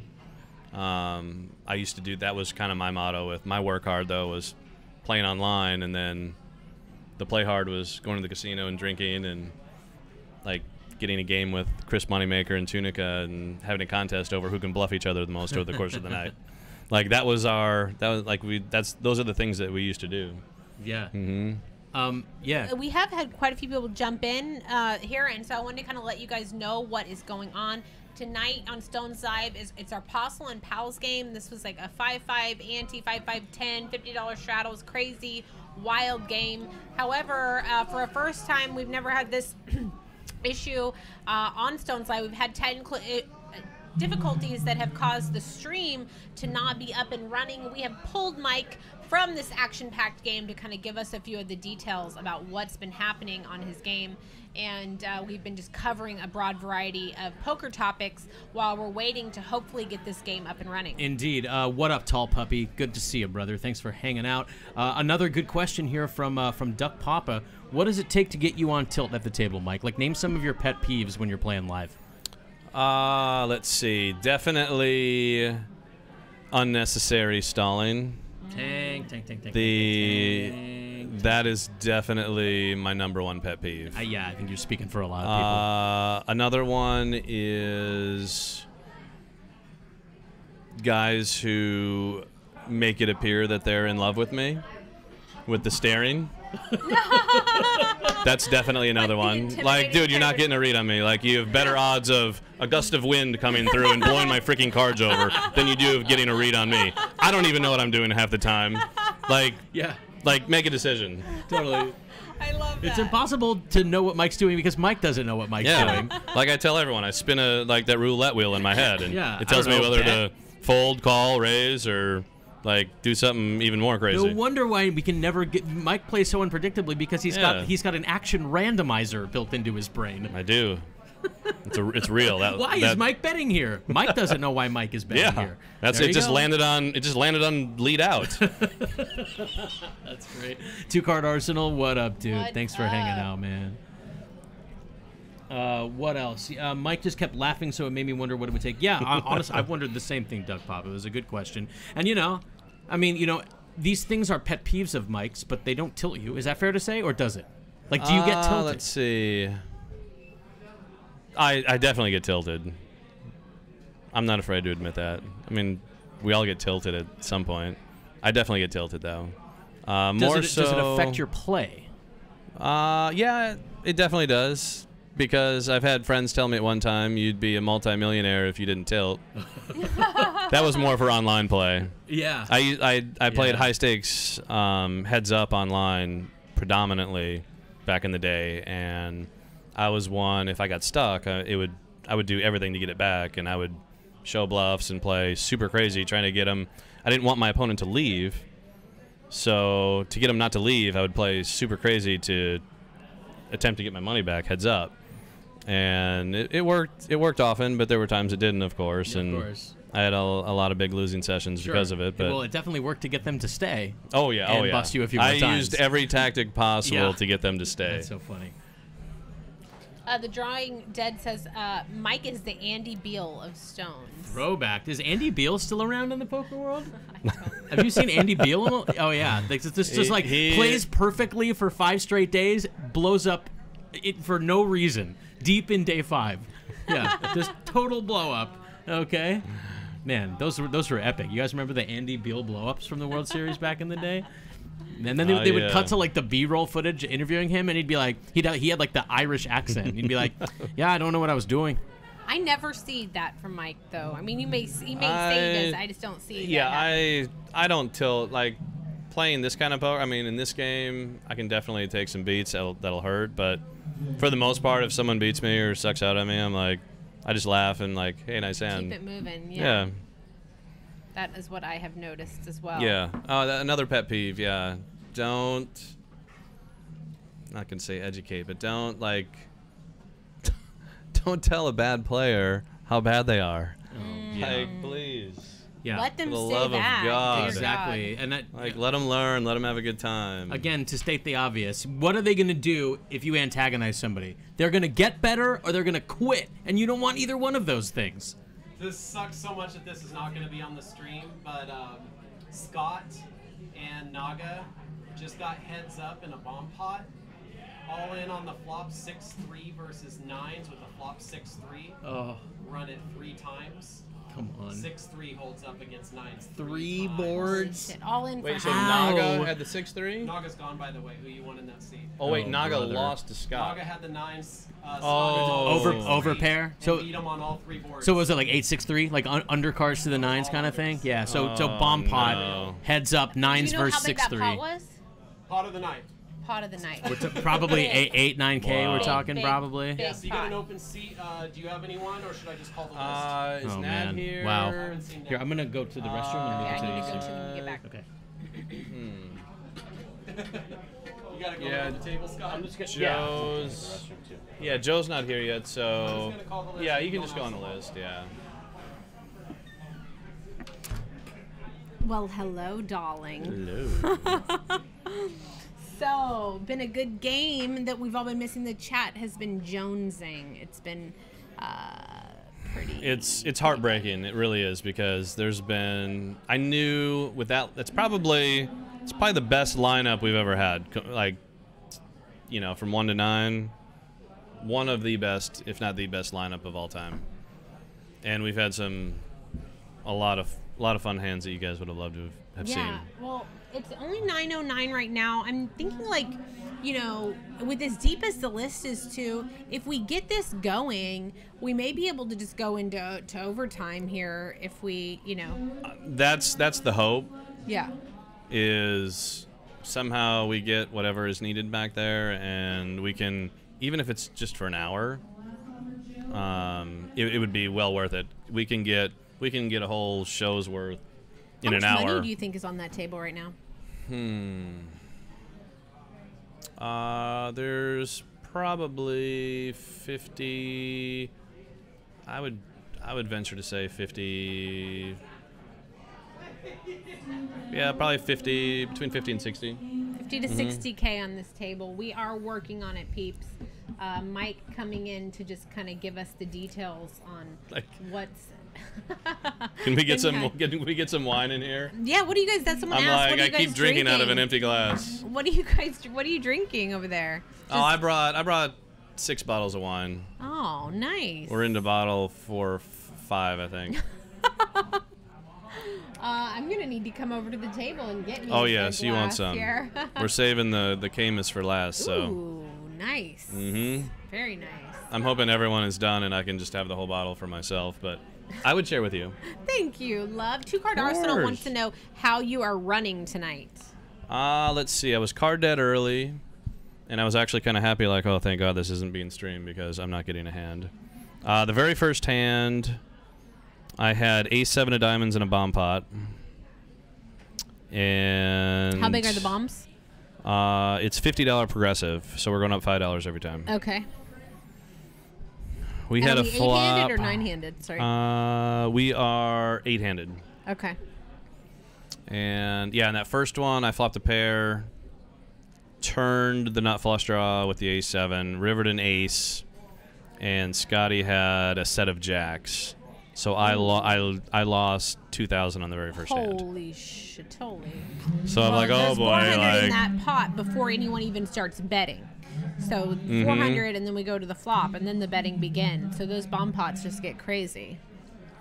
Yep. So that was an ugly start, and then I was card dead for a while, and then I won the. I made that flush, and picked up a few other pots. But yeah, I think well, Scotty's probably the big winner right now. Sorry. Let me just scroll real quick. You continue speaking. Or do you want me to go refill that for you? Or are you gonna? Yeah, you want to run over there and do Yeah. that? I mean, Yeah, I'll run over. I mean, I can do it. Usually, I'm the People one. wanna hear from I'm you. the one. I'm the one that should be getting you wine. Well, I can But get why don't myself you some get me some and then get you some Get too? myself some of it Yes. also. I'll take a mule too. Okay. Another Kentucky, baby. Kentucky. Kentucky. Ghost of M shorthanded. The shorter the better. Heads up is my preferred game, and then it goes up from there. The shorter the better. Online, pretty much 99% of my play online was heads up or 6-handed or less. I mean, it makes total sense, right? I mean, Mike, like you like playing pots, and heads up, you're basically fighting for every single pot. I mean, I play like everyone's like, man, you play like every hand. I'm like, I play a full ring game like I do a heads up game. Just auto and raise. that's like suicide for anyone else, but I can always adjust and adapt and play post flop, which is what I enjoy doing anyway. So For sure.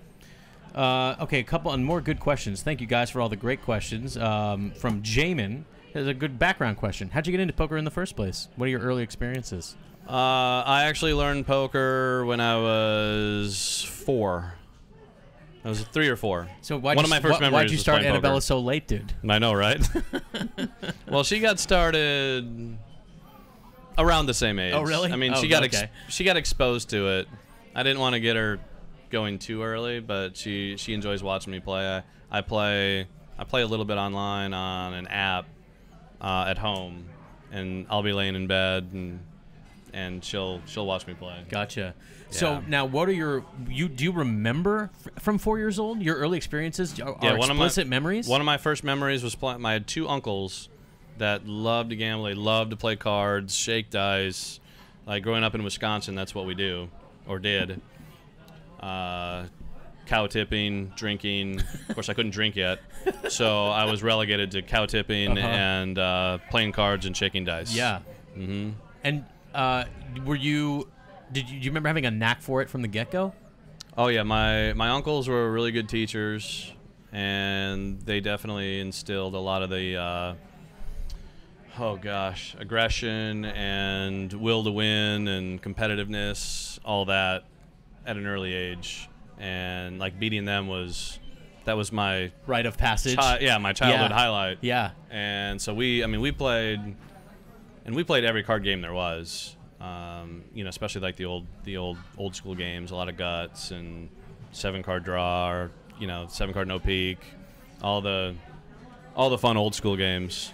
Now I know I played a lot of those games too, and I played them, I remember being 10, 11 years old playing with my friends. But during like my teenage years, I really wasn't playing cards. I kind of got out of it, and then back into it in my 20s and adult life. Was there a lull for you too, or did you always play through those years? No, I always played. Really? In what settings? Oh, I mean, games? going through grade school, start to finish. Grade school, I was teaching all my friends how to play poker and sports betting, among other things. Oh, we got some drinks. Yeah, we do. Speaking of sports betting, I did see earlier, I forget who, was it you, Lucky One, who was saying we're going to bring the sports bet strong in Reno for sure. I'm going to be betting some baseball in Reno with you, brother, for sure. Let's do it. Definitely. I'll be totally emotionally betting the San Francisco Giants. Terrible, terrible way to bet, and I don't even care, dude. Don't even care. Video poker and San Francisco Giants for the win? Question mark? All right, here more good questions. Here's one from Duck Papa who says, How much do you take into consideration being on stream when you are thinking about your action on any given stream? Let's see. I definitely ham it up on the stream a little more. Like how I play on the stream compared to how I play out here, I definitely play more hands in the stream. You know, I got friends and family that watch, and you know, everyone wants entertainment. Like, there's always got to be one guy that provides the entertainment. Yeah. Luckily on Stone's Live there's several, but you can always count on Mike. I've definitely taken upon myself to make sure that the entertainment is there. Well, as someone who needs to have entertaining content to call, I thank you for that personally, brother. Some people are like, "Oh, Mike's terrible," or no, what am I? Mike's trash. That's it. Always get it in with the worst hand. Mike is trash. Like, if you keep getting it in with the worst hand, of course you're gonna lose. Yeah. He gets it in bad every day. Every day. I think is what that guy said. Did you have any response to him when you? No. Mike offered to fly. Some guy was talking smack. Mike offered to buy his flight out here, dinner and drinks when he's here. No response. Silence. Radio freaking silence. Yep. Shocking. Yeah, real surprising on that front. Mike is a fish, and Mike's like, I will buy your Southwest ticket and dinner. Come play. Radio silence. Okay. Yep. Not a word from this guy. And I've gotten the word out to everyone. Like, someone get a hold of this guy, because he's a wannabe vlogger apparently. Oh yeah. I did look up something. We don't get exposure. Yeah, he had. Yeah, like we said. I mean, he's got 12 Twitter followers and 8 people subscribed to his channels. Or whatever it was. Yeah. No, I didn't see who asked that. I saw a minute ago. Your World Series of Poker story. Do you want to tell that on air or no? We can skip it if you don't want to say it. It's a long story. Well, we got no game and we got time, so unless you're trying to go sit back down. Mike is torching by sitting in here. By the way, this is really affecting his hourly win rate. I get this a lot. Why does Mike not play the WSOP? Like, why don't you play it? I'm not a fan. Everyone knows I'm not a fan of the company, I'll say, in general, but I want to tell the long version because the short version just doesn't do it justice. The long form is good. I'll do the short version. It's very good. Yeah, me and a buddy walking through Caesar's Palace. We got approached by an attractive female who may have been working some job on the side. You guys looking for fun tonight? And I mean, we didn't even say a word. She gave us a quick spiel, and she gets pulled away by a security supervisor. And we don't think anything of it. So we go and find a slot machine and a waitress to get us another drink. And the same security supervisor who just pulled this girl away, who was trying to talk to us, comes over to us and he says, "Hey guys, I just want to let you know that I kicked your girlfriend out, so if you're looking to get laid, you're gonna have to go elsewhere." So I'm an obvious smartass. Everyone knows that. So I pulled out Mike. I pulled out a wad of money, and I told this guy, I said, "Well, me and my buddy here are gonna go play high stakes, and you're gonna get back to your $9 an hour job or whatever the hell you make." And my buddy stood up, was sitting in the chair. He stood up, got in this guy's face and laughed. Yeah, this guy, as hard as he could. The security supervisor in a casino. Yeah.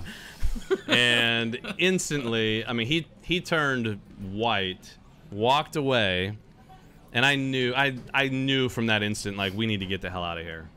And of course, he came back with what I thought was another security guard. He called for backup.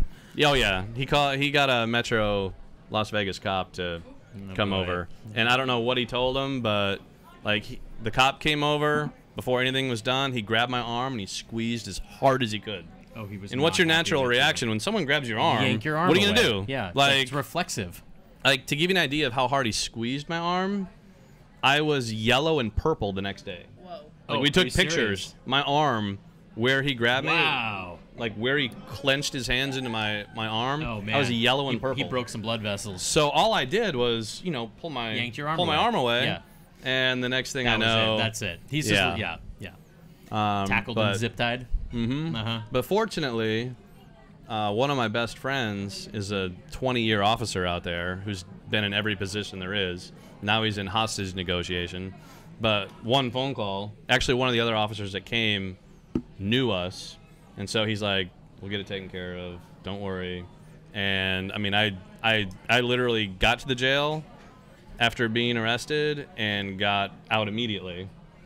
But what I didn't know was, after sitting back there forever, so this security supervisor filled out a report and literally wrote 3 pages.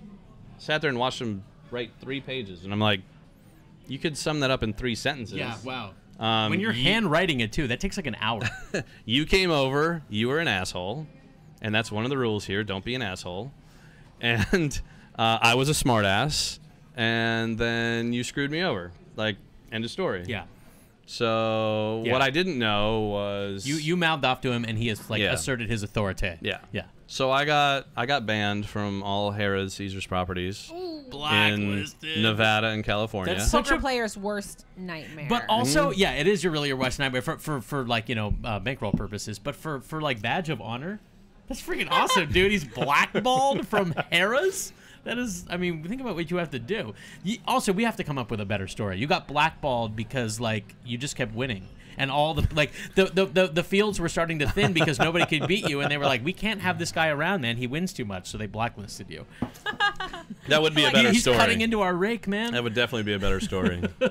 Wow. That would be great if it was true. So also, I heard some of you guys. We're gonna have. Can we get marbles ready, guys? Let's do a marbles Let's do race. marbles, guys. Excellent Let me get my idea. phone out. Mike's in. Mike for wants sure. marbles. Did he say it's ready? I've got some. We'll get it up in a second. Okay, give us just a second. We're gonna do another marble race. Wait on the plays, guys. I don't know if it's loaded.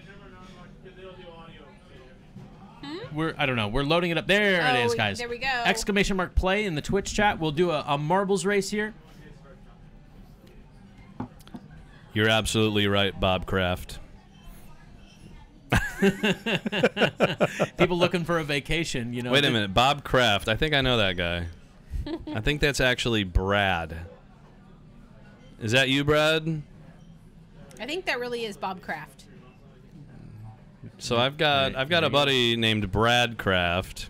He likes to change his name and be all sneaky, but Thank hey, you, Duck, I got wine now. Thank you, Ghost, in the YouTube chat for providing the link for the Twitch side, which is where you can get in on these marble races. 30 seconds to go. Exclamation mark play in the Twitch chat. Get in on this. Mike taking a real sip. Jamin Burton says he's gonna send 5th place some Drawing Dead Is that swag. better, Duck? Not Fifth? first, not second, not third or Wow. fourth, but whoever comes in 5th place. We got 10 seconds Boom. before it starts. Is going to get some Drawing Dead swag. hang on, Is hang there on, some hang on. reason why Mike can't 5th get it place loaded, not like is this. Oh, no, important? no. Get in there, Four, get in 3, 2. I'm on Stone's Wi-Fi. It No. killed me. That's your first mistake. Yeah. Yep. Oh my god. I forgot Here to we get go. off. We are Now I miss in marbles. there. Now I gotta do another one. Aw, we will do another one. Yeah, that is very generous of you, Jamin. Some awesome Drawing Dead merch is going to be up for 5th place. Hoping for 5th. Oh, yeah, you're looking for 5th in this race. I'm saying Casey and I for sure eligible. I don't see myself anywhere. I'm not in the Did you top not get 10 in on I this? did. Oh, you did. Okay. I thought I did, but I don't see my name. Maybe it wasn't loaded when I did it. I don't see me. Yes. Let's First, the see. winner is the first loser. We'll have the top 4 losers and then the winner. Am I really nowhere in here? Did I really not get in? Who's currently in 5th? 2-card Arsenal currently in 5th. This is a fun twist. Yeah, thanks for hanging out with There us, you go. guys. on That this was for Duck Saturday Papa. night. Boom. I did that for you. Is that yep? Is that Bob Kraft saying yep? He is Brad Kraft indeed. Yeah, that should be Brad. Boom. Oh, he is Brad. Oh. I can't. I hit. I guess it wasn't loaded when I got it. It didn't even get in on this. Oh my gosh, Watch the Casey, Drawing not Dead come in eligible. 5th. This is breaking my heart. Oh, I can't wait. I want 5th so bad. Wait, where am I not in either? You're not. I don't think you're in, yo. No. This is cool. What? How did this happen?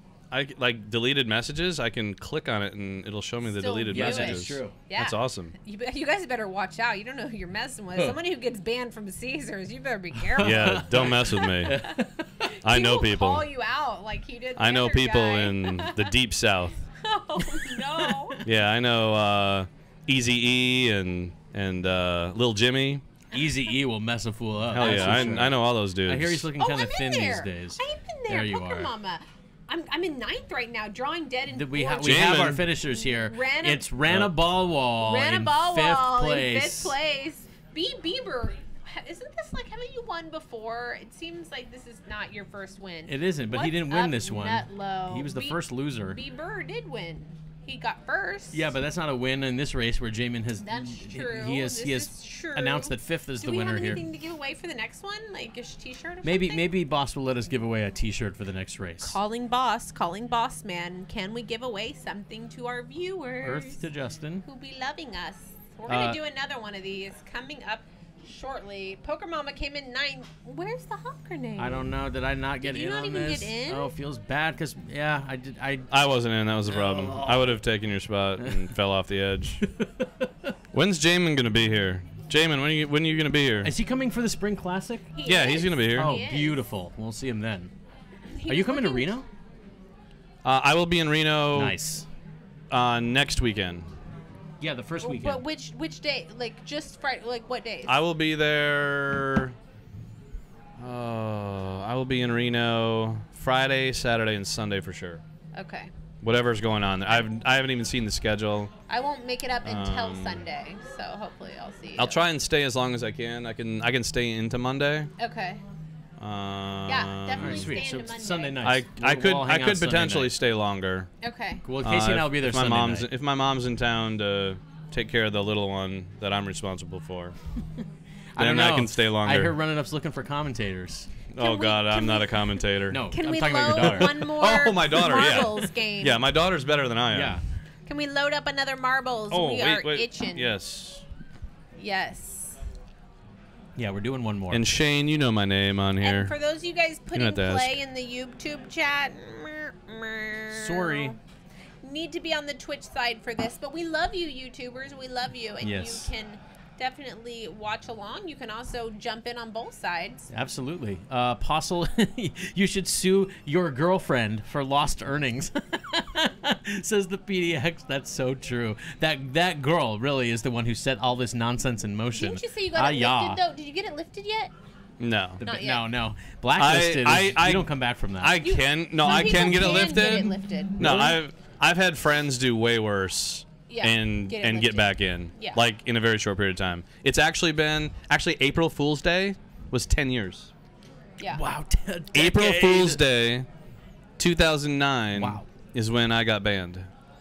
Yeah, Pat Man. Lyons was just telling me his band story at Shooting Stars, and they just let him back in. And Oh, his- they did? And his story was much worse than Oh, yours. I can literally tell you 10 people have done like 5 to 10 times worse than me. And Play. Oh, give me exclamation mark play quickly now. Oh, gosh. where? Did you already put me do in? it. I need under pressure. Boom. This is hard. Did- oh my gosh. oh, no. Oh my Did gosh. it do it? No. Why isn't it? Is it letting me in? I think I got in. Did I?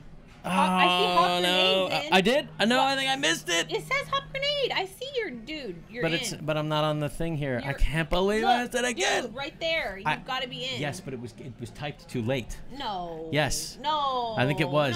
No. Dream Sea Poker, you're in Oh. on this, Mike. That's Oh me. my God, I can't believe I messed it Are you up. sure? Oh, it feels horrible. Somebody's got like a fireball. I've got a really funny marble race ball. story actually. Let's hear it. So me and Derek, when we started marble races, we bet like $300 on who would finish higher, and there was like 60 people in it. I finished 4th, and I didn't win. Oh God, he got, He got top second. 3? Yeah. Oh my. He got God. second, I got 4th. So unlucky. Yeah, Dude, so I lost $300. You got cooler. Oh my God, yeah, we got big Like money what? riding on these marble Yeah. races. There's all sorts of behind the scenes stuff about on these marble races you guys don't even know about. What? Behind Oh the scenes yeah. stuff about Oh marble yeah. races. Absolutely. Jar got a Jar fever. Binked. And the only cure is more marbles. Missing out on 2009 poker. Yeah, honestly. Yeah, that was you picked a bad That year was to be. a short one. How That was very already short. over? Indian Skrilla with the win. Nice job, Drawing Indian dead in Skrilla. fourth again? Nice job, man. Ghosted Definitely the in shortest and race take- of all time. That was a very short. ridiculously short. Now, we do have a couple of votes here from Jar Jar Binked and Two Card Arsenal voting for Annabella as a commentator. I fully endorse that idea, and I think I could train her up Red good. and Annabelle should be Yeah. a commentating. Yeah, team. that would My be son and his daughter I would would, like. I would kill it. love that. Yeah, like most little girls want to grow up to do certain things. Mine wants to be a YouTuber. Does she My really? son was Yeah, saying really. He would make such a freaking good Well, YouTuber. and Oh, honestly, yeah. like that's a viable career path now. It And now truly it is, is. yeah. The kids Yeah. that are making the Make most more money in this than- world That's right. Yeah. Are people reviewing kids reviewing toys on YouTube? Play and video such. games Yeah. and make YouTube videos. It's like Bat Dad. Like I could totally do that. Bad Dad. I would have thought of it first. Yeah, Bat Dad. Everybody loves Bat Dad. Are we reloading up here? Another one? One more for all the goodies. Justin is not listening, or else he would tell us. He's if we over could there. Give He's running around. something away. I'll bring the whiskey next week. Indigo Ice, I'm assuming you mean in Reno, and we will be there, brother, and we will drink some whiskey with you for sure. Here, guess what? You got here's what I'm gonna do. I'm just gonna say we're giving away something, and I'm gonna make it happen. Because I'm gonna say we're doing it, and we're just gonna do it. So we're either gonna give away a shirt or a card protector. I'm not waiting for permission. We're just gonna do it. And yeah, that's just going to be the way it is. So I'm Definitely not need to sure get- what you're going to win, whether it's a shirt or a card protector, but you're going to win something. There I'm you gonna go. Make sure you get it. Boom. And so, are we loaded? Are we? It looks locked like and not yet. loaded? No, we're going to see it on the screen here once. There it goes. Random. Things need to be given away. There we go. Boom. Yeah, let's give some Give things me an away. exclamation mark play there, would you, brother? All right, waiting to start. Thank let's hop you. in here. Exclamation mark play on the I need Twitch to do it. side, and you will you play this skill game known as marbles and win some swag for yourself if you can score yourself a Win first place all the victory. swag. All the swag. I did see a couple. Drawing Dead said his daughter's got a YouTube channel already. How old is Jamin's daughter? Do we know? Is she 9? She's either 8 or 10. Okay, so yeah. No. She's either. I think she's 9 actually. I think she's 9. She wants to be a YouTuber. Well, that's the Yeah, beauty. because she she's already a year, is a YouTuber. She's a year older than my daughter, so I'm pretty sure she's 9. She's 9. 9 years old. Boom. Okay. So what does she do, Jamin? What are her videos about? Poker. Is the outcome Okay, determined you've for got the race? 25 seconds left. Exclamation play. Twitch side YouTubers. It's the Twitch side, my loves. Exclamation mark play.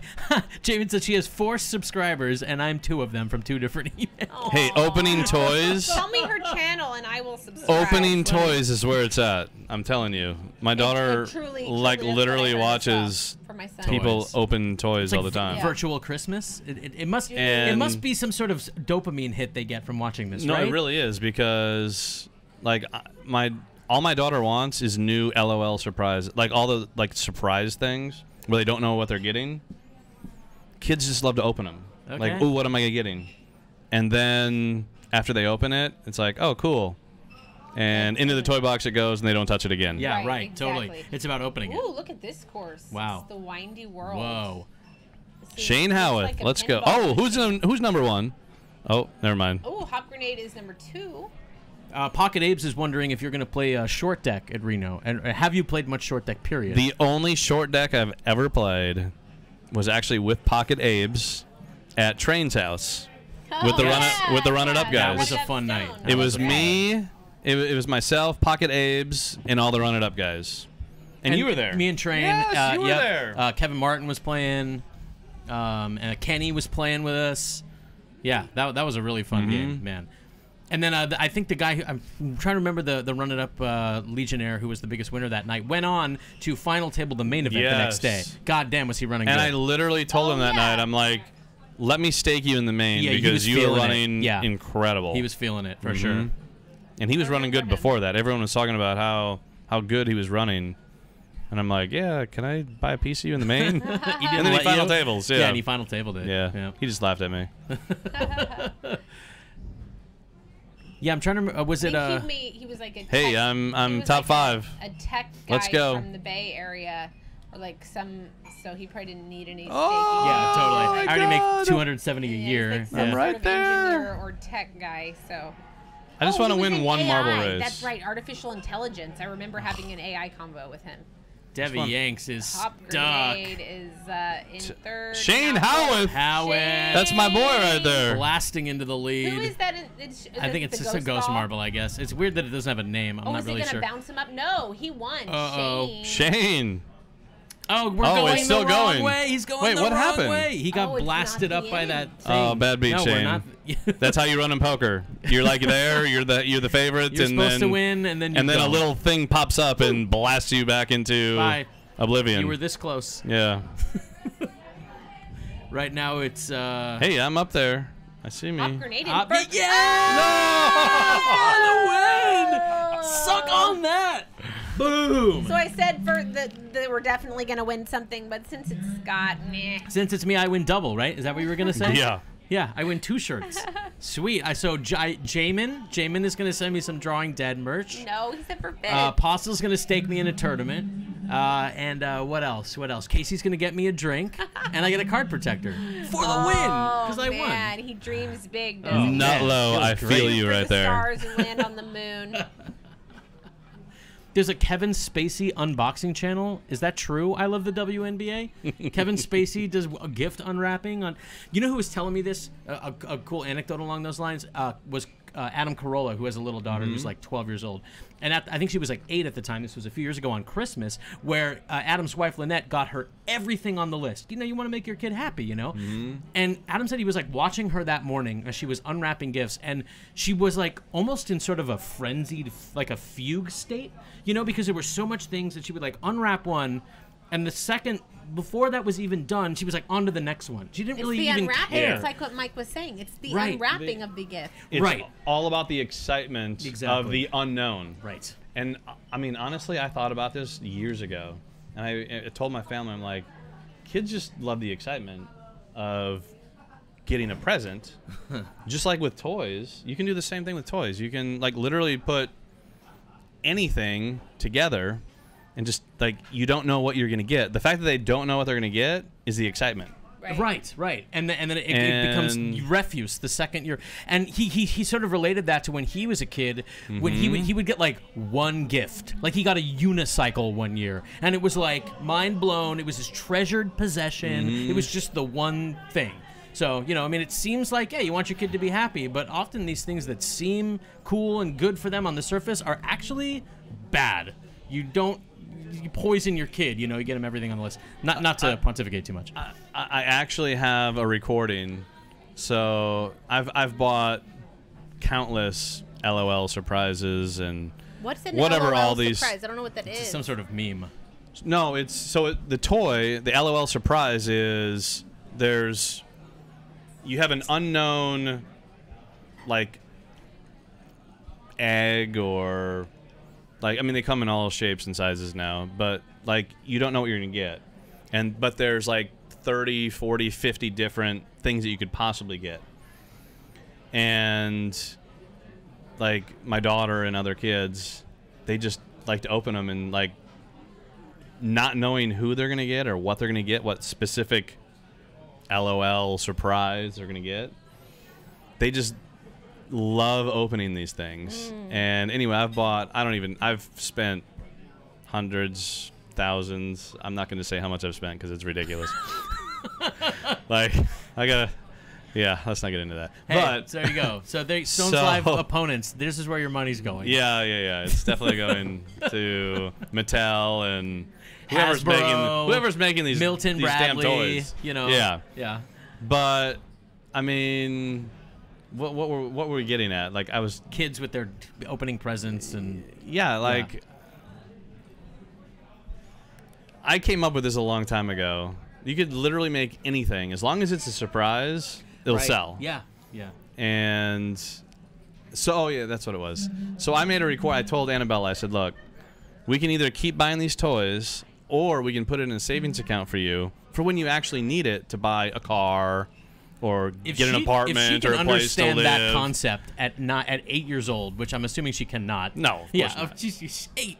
She doesn't have any concept of what the hell you're talking about. I actually have a recording on my phone where I recorded a conversation that I'm going to save for her when she gets older. And I'm going to play it for her, and it's her, it's me telling her, why don't we save this money?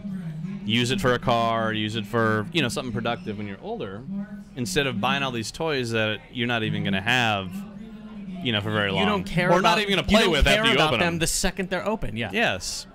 And so I told her, I said, would you rather have X amount of money later to buy a car with, or would you rather just have a whole bunch of these surprise toys to open?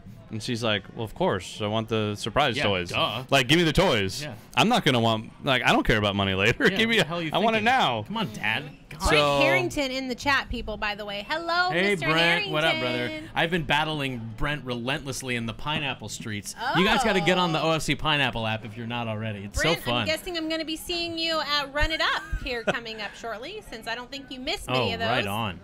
So now, when do you plan on playing this for? Is she going to be like, what, 16? Like when she starts asking for a car, right? When she wants a car, I'm playing this for her. Yeah. Can you play it? Do you have it on your So phone? Ghost of M is right. When she's taking the bus, I'm going to taunt my daughter with that recording on why she doesn't have a car. That is so funny. By the way, I totally missed that. I love the WNBA. Your Seven reference. It's not that Kevin Spacey has a gift unwrapping channel. He's referencing Seven. What's in the box? You've seen that, right? Oh, John yes. Doe has the upper hand. Oh, Oh man, my God. that's just. Bleh. Is Nutlow local? Horrible. Do you guys know who Nutlow is? He's in the chat a lot. Yeah, I'm gonna Nutlow. take. I'm Nutlow. taking him up on that offer. Nutlow So is always in the so I'm chat. gonna give him all my daughter's LOL, whatever, and he's gonna give me all his daughter's There you LOL go. stuff, Who- and then Lance, we're do gonna you know like who it is? re-gift it as like a total surprise. I think Lance knows who it is. Who is it, dude? I know who Nutlow is. I can show you. Is he? Oh, okay. He is a local. Yeah. Okay, right on.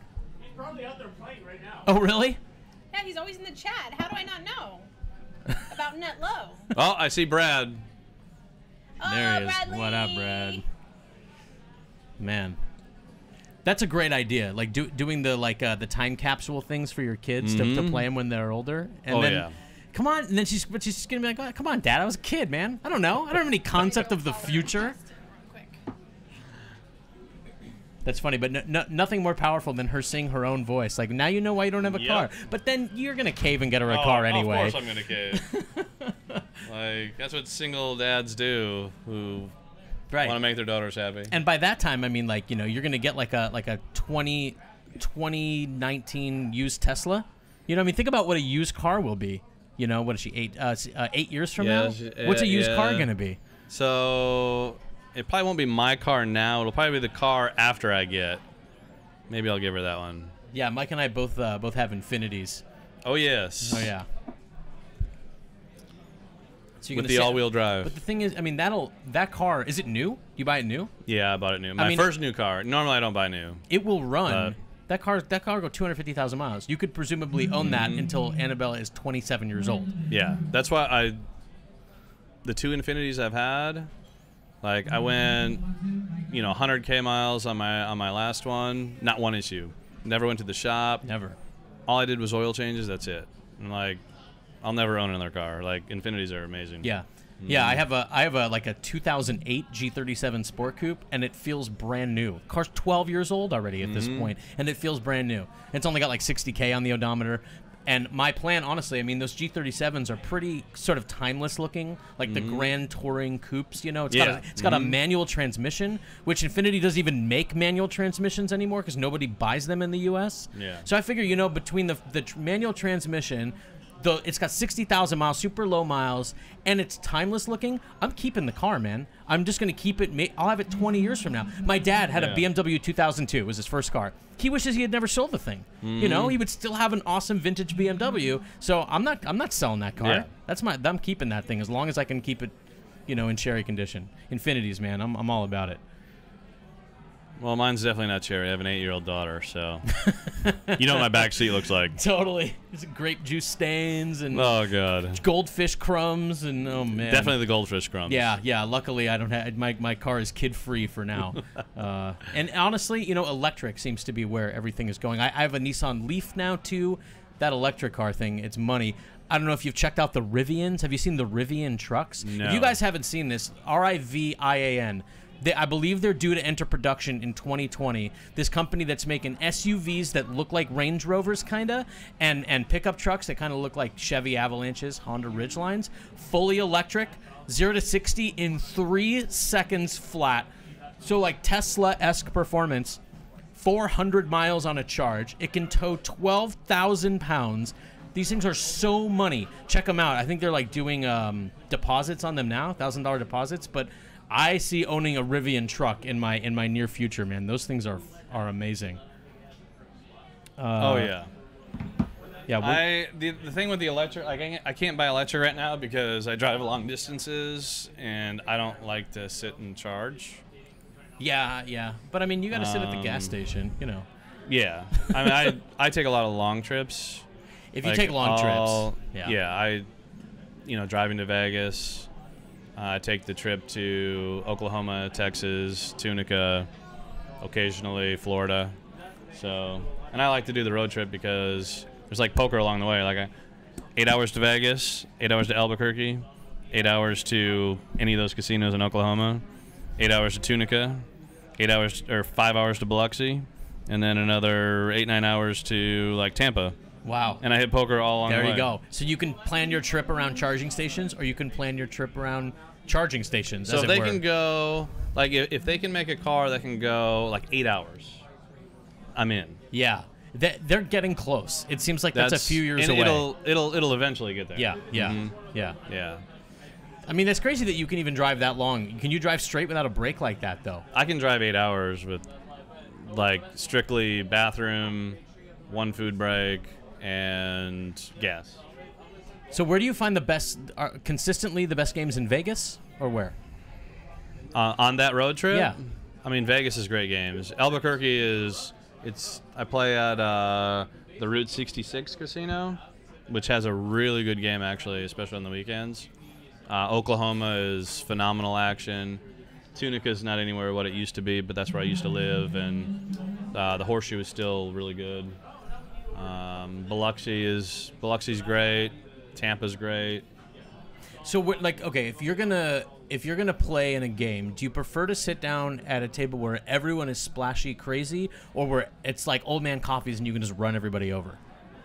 I mean, I definitely love to run everyone over when they're like that. I always try to open up the table, but I definitely prefer the fun where everyone's loose and having a good time. Totally. But if the table is boring, I will get them to loosen up. No matter what. Even if I have to lose a little bit, like I'm like, look guys, I'm raising you every single hand. Here's 8-3, here's 7-4. Come on, here's guys. Whatever, like play. Yeah. You're showing. You're like, whatever we got to do to get this game moving. Mm-hmm. You need to hit Harrah's in New Orleans, says Two Card Arsenal. You hit that spot? I've played at Harrah's New Orleans many times. That's one of the casinos I'm now banned at for 1 year. That's another story. Oh, God, really? I got robbed on Bourbon Street. I chased my money to Harrah's in New Orleans, and not only did I not get it back, but security wanted to, like, target me because I'm trying to get my money back. How did the person rob you? She pickpocketed me on Bourbon Street. She? Yeah, she. Wow. Yeah. Mm-hmm. Wow, how quaint. A pickpocket? I know, right? Yeah. And Mike was in London in 1901 and had his bankroll stolen. Yeah, she got That's $3 grand crazy. from me. I had me and actually 2 other buddies were on Bourbon Street, and I mean, girls were, all over the place, and one of them tagged along with us for a while and somehow followed me into the bathroom, and wow, she made moves. Wow. Was this like a younger girl? I'm dying to hear a description of this girl. A girl pickpocket. It's crazy. Yeah, she was a cutie. She knew what she was doing. Really? She was definitely a pro. She could have gotten your money from you without stealing it. Straight pro. She could have gotten it from you like over the course of the night. Well, I mean, she might have. Let's not get into that. Oh my God. No. Yeah, she was good.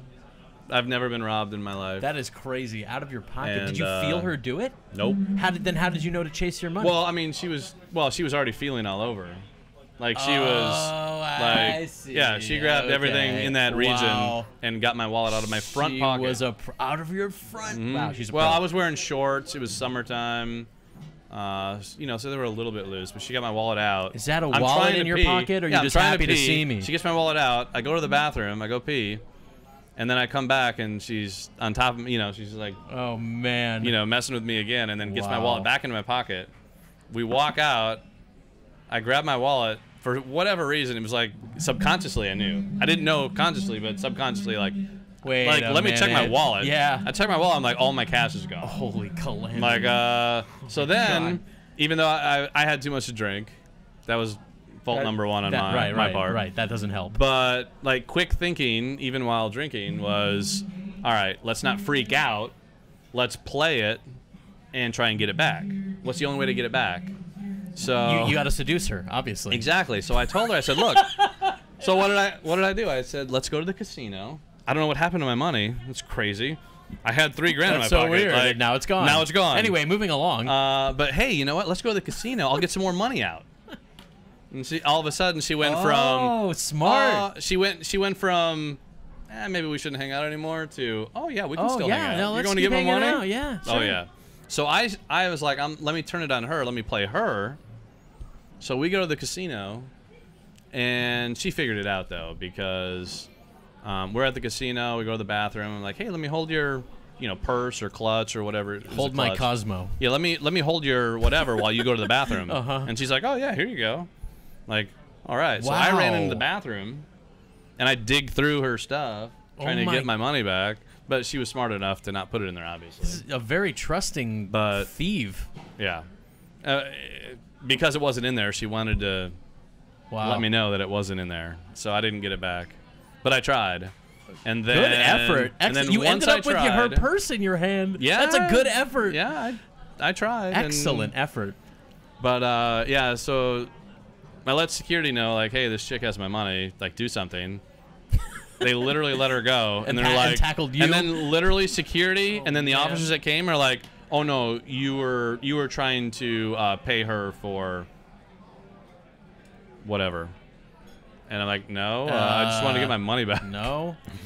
But anyway, they banned me from. And they banned me from you. Harris. Oh man, and she's Yeah. still working the pickpocket circuit. Oh, 100%. Unbelievable. Yeah. What up, Master C? Hey, good to see you there, brother, man. And Poker Boss, what up, Sean? Good to see you, dude. And Freddy's Deddy, good to see you as well, man. Yeah, we're having some technical issues, so we've just kind of been hanging out and bullcrapping here in the booth while we wait to see if we can get the feedback online. Super tilting because Mike has been describing the insane action going on. It's a Postle and Pals game tonight. This is the second one, right? Has there been another one, or is this the second? There's been, I think this is the third. The third one? I think this is the third one. Okay, but then it's a 5-5 game with $5 antes from everybody. So it's been sick action, and it's super tilting that we are not able to bring you the game. But we're holding on to a thin sliver of hope that we can get it working, and we're hanging out with you guys in the meantime. So thanks for hanging out with us and listening to some Mike Postle stories. Casey's here; she'll be back in the booth shortly.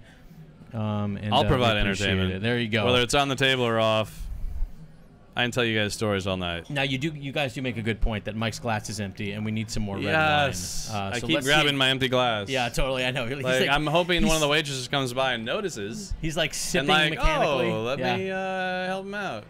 And it is also true that you've had pretty awful luck with girls in gambling establishments getting you blackballed from multiple places.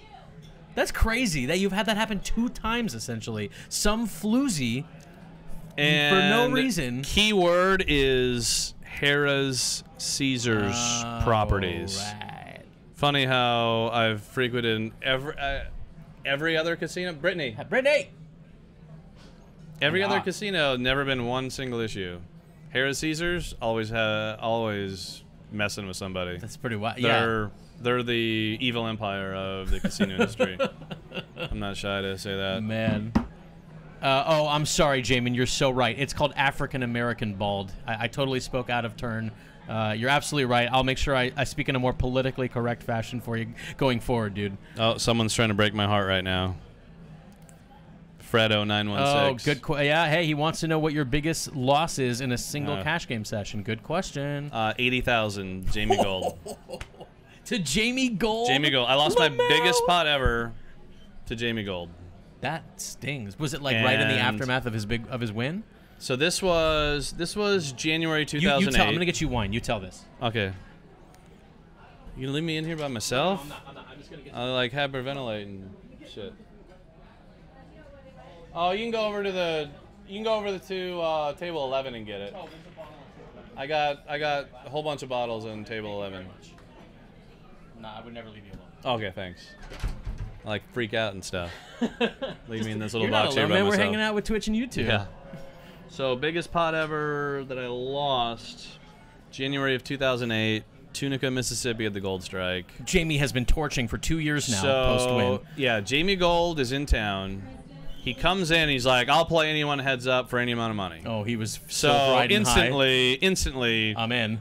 all my buddies in the casino, everyone who heard about this is like texting me, calling me, get to the Gold Strike. Jamie Gold wants to play someone heads up. I'm like, oh my god. So I'm like, I rush over, and I talk to Jamie, and he's like, yeah, I want to play, heads up. Like, let's do 50,000. We can play, 5,100, 100, 200, whatever. I don't care. I'm like, okay, deal. And he's like, really?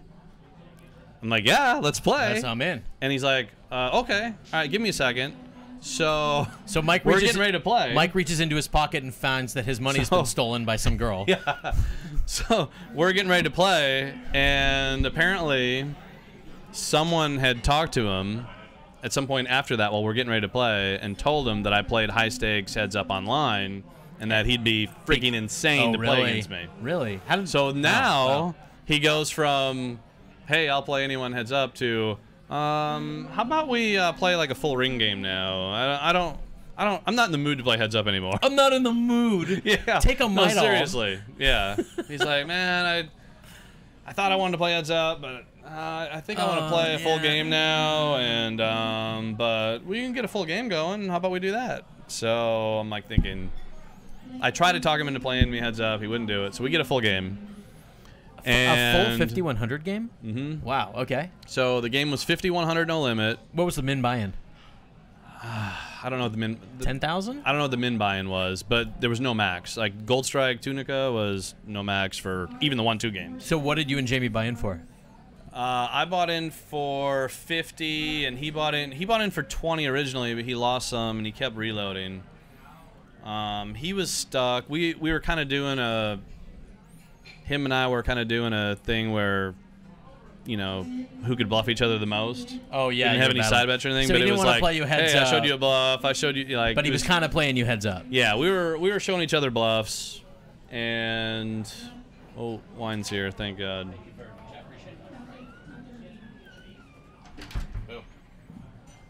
And we get into a hand. Well, Jamie got. Cheers, brother. No, look inside. Look inside the glass. All right, I'm kicking him out. Oh, Scat. gross. Okay. Gross. No, look inside the glass. It is a fruit fly. Yum. Just a fruit fly. What can you? Hey, Hey, protein. fruit flies are dude. delicious. Protein, absolutely. So so I want to finish this Jamie Gold story. Look inside there. Can you hook that There's up a for fruit me? fly in Mike's wine. He's very mad about it. A protein? All right. That's what I said. Let me guzzle Yeah. it. All right. So we're trying to get to the story. Yeah. So he's playing Jamie Gold. We're in a 5,100 game. Let me get a straw. Let me at least scoop this thing out. Ew. Let me do it. I'll do it for you. Continue your story. Whatever. All right. So Eat it. we get into Just this eat it. hand. Jamie Gold. I had Jamie Gold on tilt. He's Mississippi straddling for 200. Yum. Why are you showing it to him? Like, here's your I want burger. to I want to prove to him that it is no longer in his And- wine. I got it. I swear. See. He went from straddling 200 to I think we're Got good. it. now. got it. I I think got we're He good. got it. He got it out. I fished it out. Okay, sure. Okay. Huh? Yeah, he got it. No, I didn't eat. You want me to eat Of it? I course can we eat it. ate the fly. What Protein, else are we dude. gonna do with it? He went from straddling 200 to 400 to 600 to like 1,200. This is a He was. 5,100 cash This is a game. 5,100 game. Jamie Gold is Mississippi straddling from every position for 1,200. Holy every hand at this I'm point. guessing this is after he won the main. Oh yeah, yeah. This is January of When he's trying 2008, so to it's a see year and a how half quick after he he won the lose main. it all. Yeah, Okay. exactly. He's torching. Yeah. So the hand that I lose with, I get pocket kings, and make it. I don't remember what I made it. I made it like 2,800 or something, and he called, and the flop was ace king 5 with 2 hearts. Seems good. Above average flop. So yeah, I flop a set of kings. He's got ace queen, and back and forth. We get it all in on the flop. Wow. Okay. He went nuts with ace queen. And Okay. yeah, well, yeah. After I raised him, he just shoves it all in, and like yeah, as soon as I snap call? called, he's like, "Oh shit, can we run it twice?" Uh-oh. And I'm like, "Screw you, we're running it once," and it went running hearts. He had the queen of hearts, and I lost an 80K pot. Yeah, that one hurt. I think losing to Jamie Gold was worse than losing the 40 grand that I lost in that. Oh yeah, the fact that it was totally. Yeah. Oh my god. And yeah, that one that was my biggest spot that I ever lost. And that included Painful. 1 spit or 2 spit? 2. Okay. Thank you. Well then. Perfect. There it Hey, is. buddy. Thank you, Debbie Yanks, for the ace queen in the garbage can. Although Yeah, that- thanks for bringing up that memory. I had to tell the story. But that's a good. I mean, what did ace queen have to do to win? Get it in as like a 4%. They're 4% to win and make running hearts. Yep. Rad. Ace queen value Yep, town. you just had to baby. hit running ace queen or running hearts. Oh. That's all you had to do. That's Piece all. of cake. Seems easy. He just morphed back into 06 WSOP and Oh, decided to and do just, it. and just won. Yeah, we just Yeah, put so the that money was- in and we won. Mhm. So That was- did you reload after that, or did you just call it a night? I reloaded. After Jamie won the hand, he tightened up, didn't last long, and got up. And I just kind of stayed in the game, and nothing exciting happened after that. I was in a little bit of a pain, Oh, I don't. Yeah, I mean, feeling of. I'm surprised you even reloaded. I mean, that just seems like soul-crushingly awful. What a Yeah. terrible. Well, beat. I got up and took a break, and for about 5 minutes, I tried to throw up but couldn't. Because Honestly, I wanted to throw it'd up. be better to have your money stolen by some girl than by freaking Jamie Gold. Man. It really would. It really Jesus. would. I would feel better if I got robbed for 80K than Yeah, to lose an 80K right. pot to Jamie Gold. Ace Queen, when played properly, can make money. See, says Master C. Oh my God, Ace Queen! See? You're right. Yeah. So true, Master C. You're so right. Okay, so there you go. So Fredo, after prompting that awesome story about the biggest loss you've ever taken at a cash table, what about the biggest cash plus session you ever had? Biggest pot? Biggest pot that I won was online in a 5100 no limit game, an ultimate bet. I had Queen 10. My opponent had pocket 7s. The flop came Queen 10 7. Oh boy. And I hit the queen on the turn. After he raised me on the flop, I just called. Queen hit the turn, and we got all in the turn. He had 7s, what a and cooler. I hit the queen on the turn to Yeah. How big was it? 53,000. Wow. Oh, man. What a So what a cooler for that guy. unfortunately, my biggest loss pot is bigger than my Yeah. biggest win pot. By 30K. By Annabella's car. By in- pennies. Before 6 years the from before now. the Jamie Gold hand, I lost a 60K pot in one of the sickest ways you could possibly lose. I had pocket jacks, playing heads up, 5100 no limit online, and on a jack 6-3 flop, he 5-bets me all in. When I have top set, he's got king 3, and he goes running Oh, kings. for God's sakes, We dude. get all in on the flop. And he's like, he literally typed in, sorry, I just made up my mind that I was going to win that hand no matter what. And you got there. Yeah. You sure did. Yeah, that was a 60K loss online. Oh. And that was the most painful one that I lost online. So I got a good one for you guys. Now, I was not anywhere near as high stakes as Mike, but it was back in the online days, playing on full tilt. I was playing at like 3 o'clock in the morning. I was playing a $75 buy-in, 45-player sit-and-go that I think paid like the top 6 or 8 or something like that. And I played these pretty often. It was like 1,100 for first. I booked a lot of wins in those tournaments. Those were great. So, but there was one night where it was super, super late, and I had on my TV next to my monitor, it was like ESPN Classic. And it was the 1980 NHL All-Star game that I was watching, which was Wayne Gretzky's first ever. And and the list. And Gordie Howe's last ever. So Gordie Howe was number 9. Gordie Howe. Yep, of And course. Gretzky was number 99 because he was a huge Gordie Howe fan. So 9 and 99 in this epic game. Gordie Howe has like gray hair. He played until he was like in his 50s. So anyway, so I'm watching this game. I think there's like maybe 15 people left. I get pocket 9s under the gun. Okay, so I raise. It folds around to the button who 3-bets me, and I called. Okay, this is a different era for me, right? So the flop comes 10, 3 deuce, rainbow, and he was first act. Sorry, so he must have called out. He must have 3-bet me out of the small blind because he was first act. So he checks. I bet half my stack and he shoves, and I remember I looked at the TV and I was like, well, I don't really know what he can have here, but like I'm not ready to fold. Like you guys have to have my back on this, and so I called. He had 2 10s, and it came running 9-9. Oh. With speed number story. 9 and number 99 watching, and I went on to win that tournament, which was only for $1,000. But I just remember like.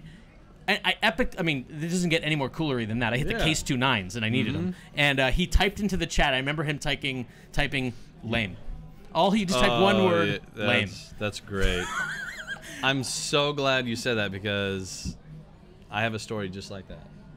Let's hear it. You're gonna I'm love sure it. yours was for a lot more money than mine. This is Well, gonna you make the tell mail. me. This is gonna make He the wants you to mailman go. cringe a little bit. Oh, okay. Justin, for your 10 minutes. So Oh, he's- oh. That's What are you he's- doing? That's what I don't he's know. I have to clipboarding leave. you at. They were their mandatory breaks. But I want to hear the story. I want to hear it too. God damn it. All right, I'll tune in on my phone. Okay. All right. It's a local story. I'm going to leave this in here. It's nothing too exciting, but everyone local who knows Mailman.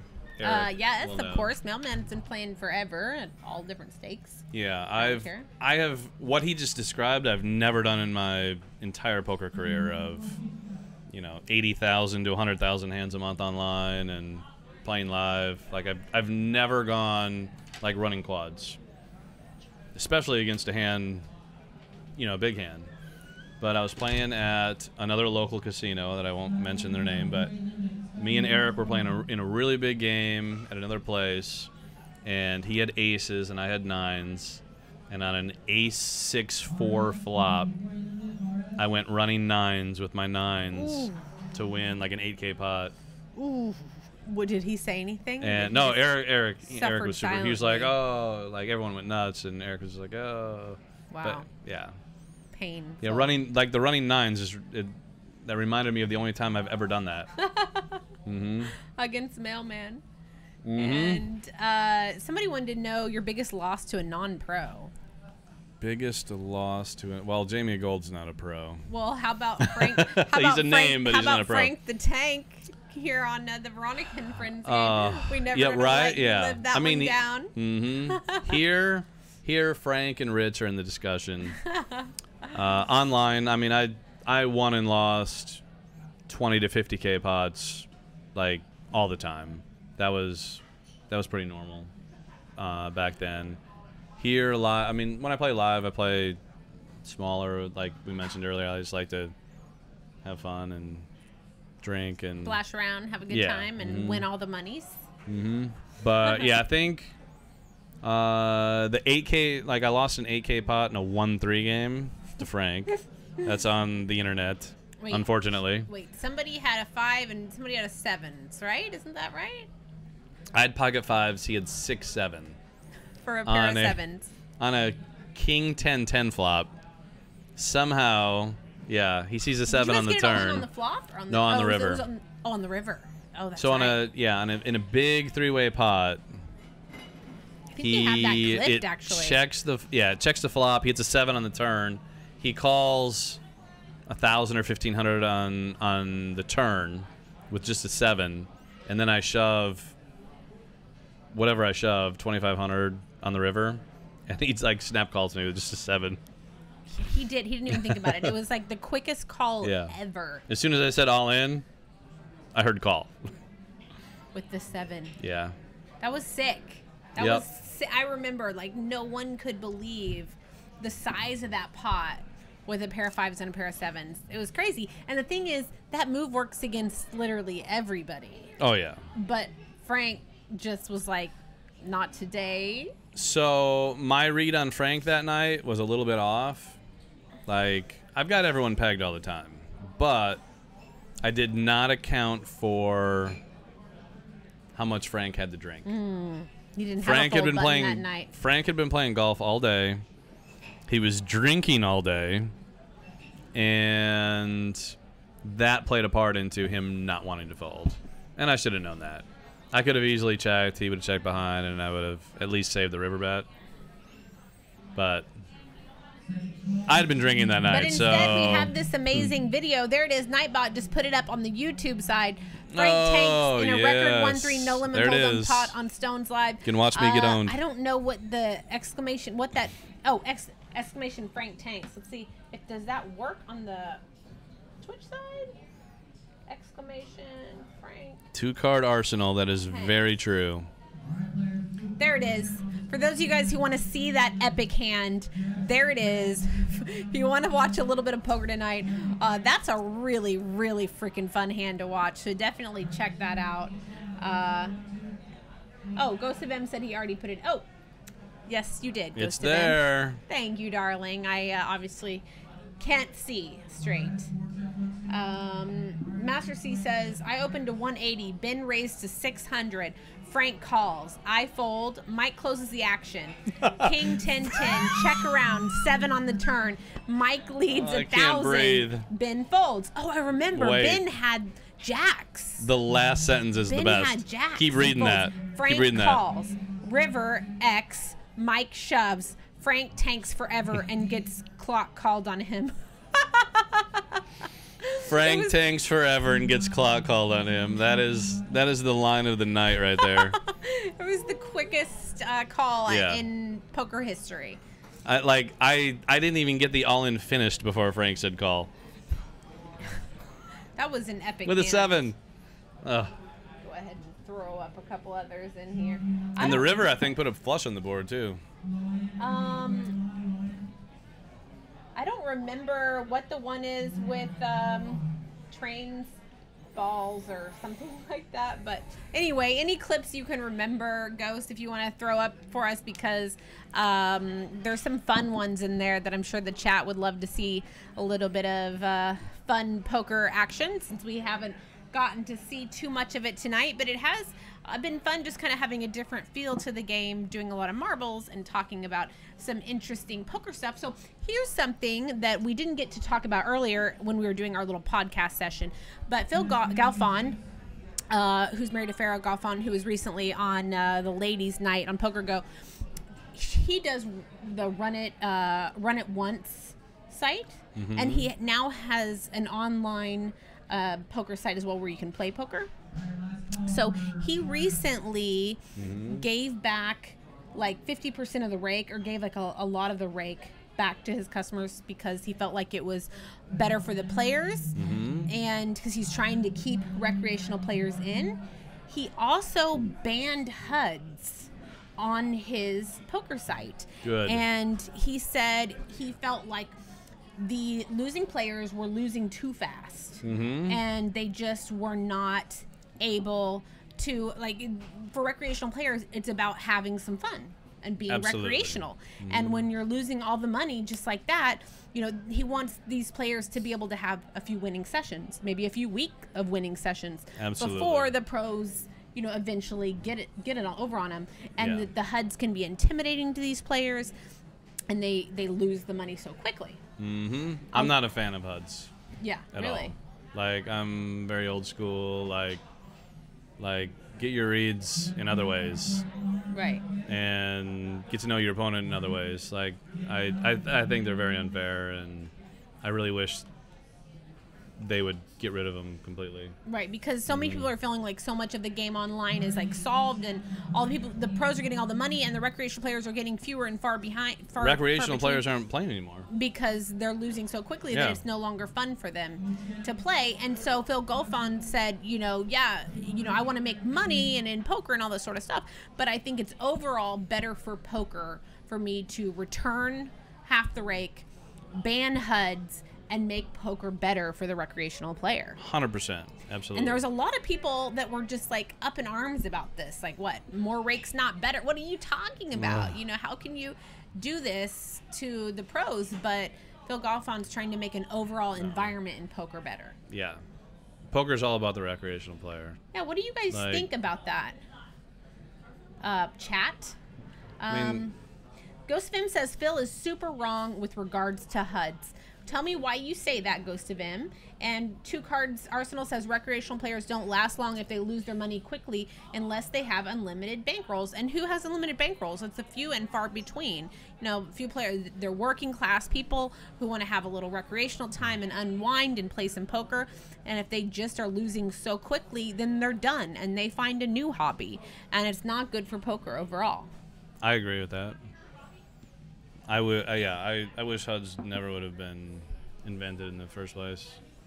Ghost of M said he thinks that most recreational it's a complex topic that needs a lot more talking about, but he doesn't feel like recreational players are even aware of HUDs, and so it doesn't do any good to take them away. But what I think the point is that it helps the pros so much that they're taking the money so much more quickly that it's killing the recreational player's ability to play for any long periods of time, and so they're leaving the poker community.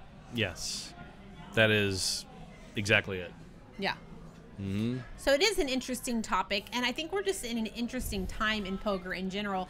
It's never been more exciting, and it's never been more live, but there's also all of these, it being so solved, and the players have gotten so much better, and there's just all these complex issues that are happening all over the place, and it's interesting to see where it's all going to go. Yeah, online now, compared to what it used to be, anyone who didn't play online between 2003 and 2008 have absolutely no idea, like, what it used to be. Tell me, what did it used to be? So online back in the day, obviously was no HUDs. Like but printing money? Yeah, it was. It was definitely the gold mine years.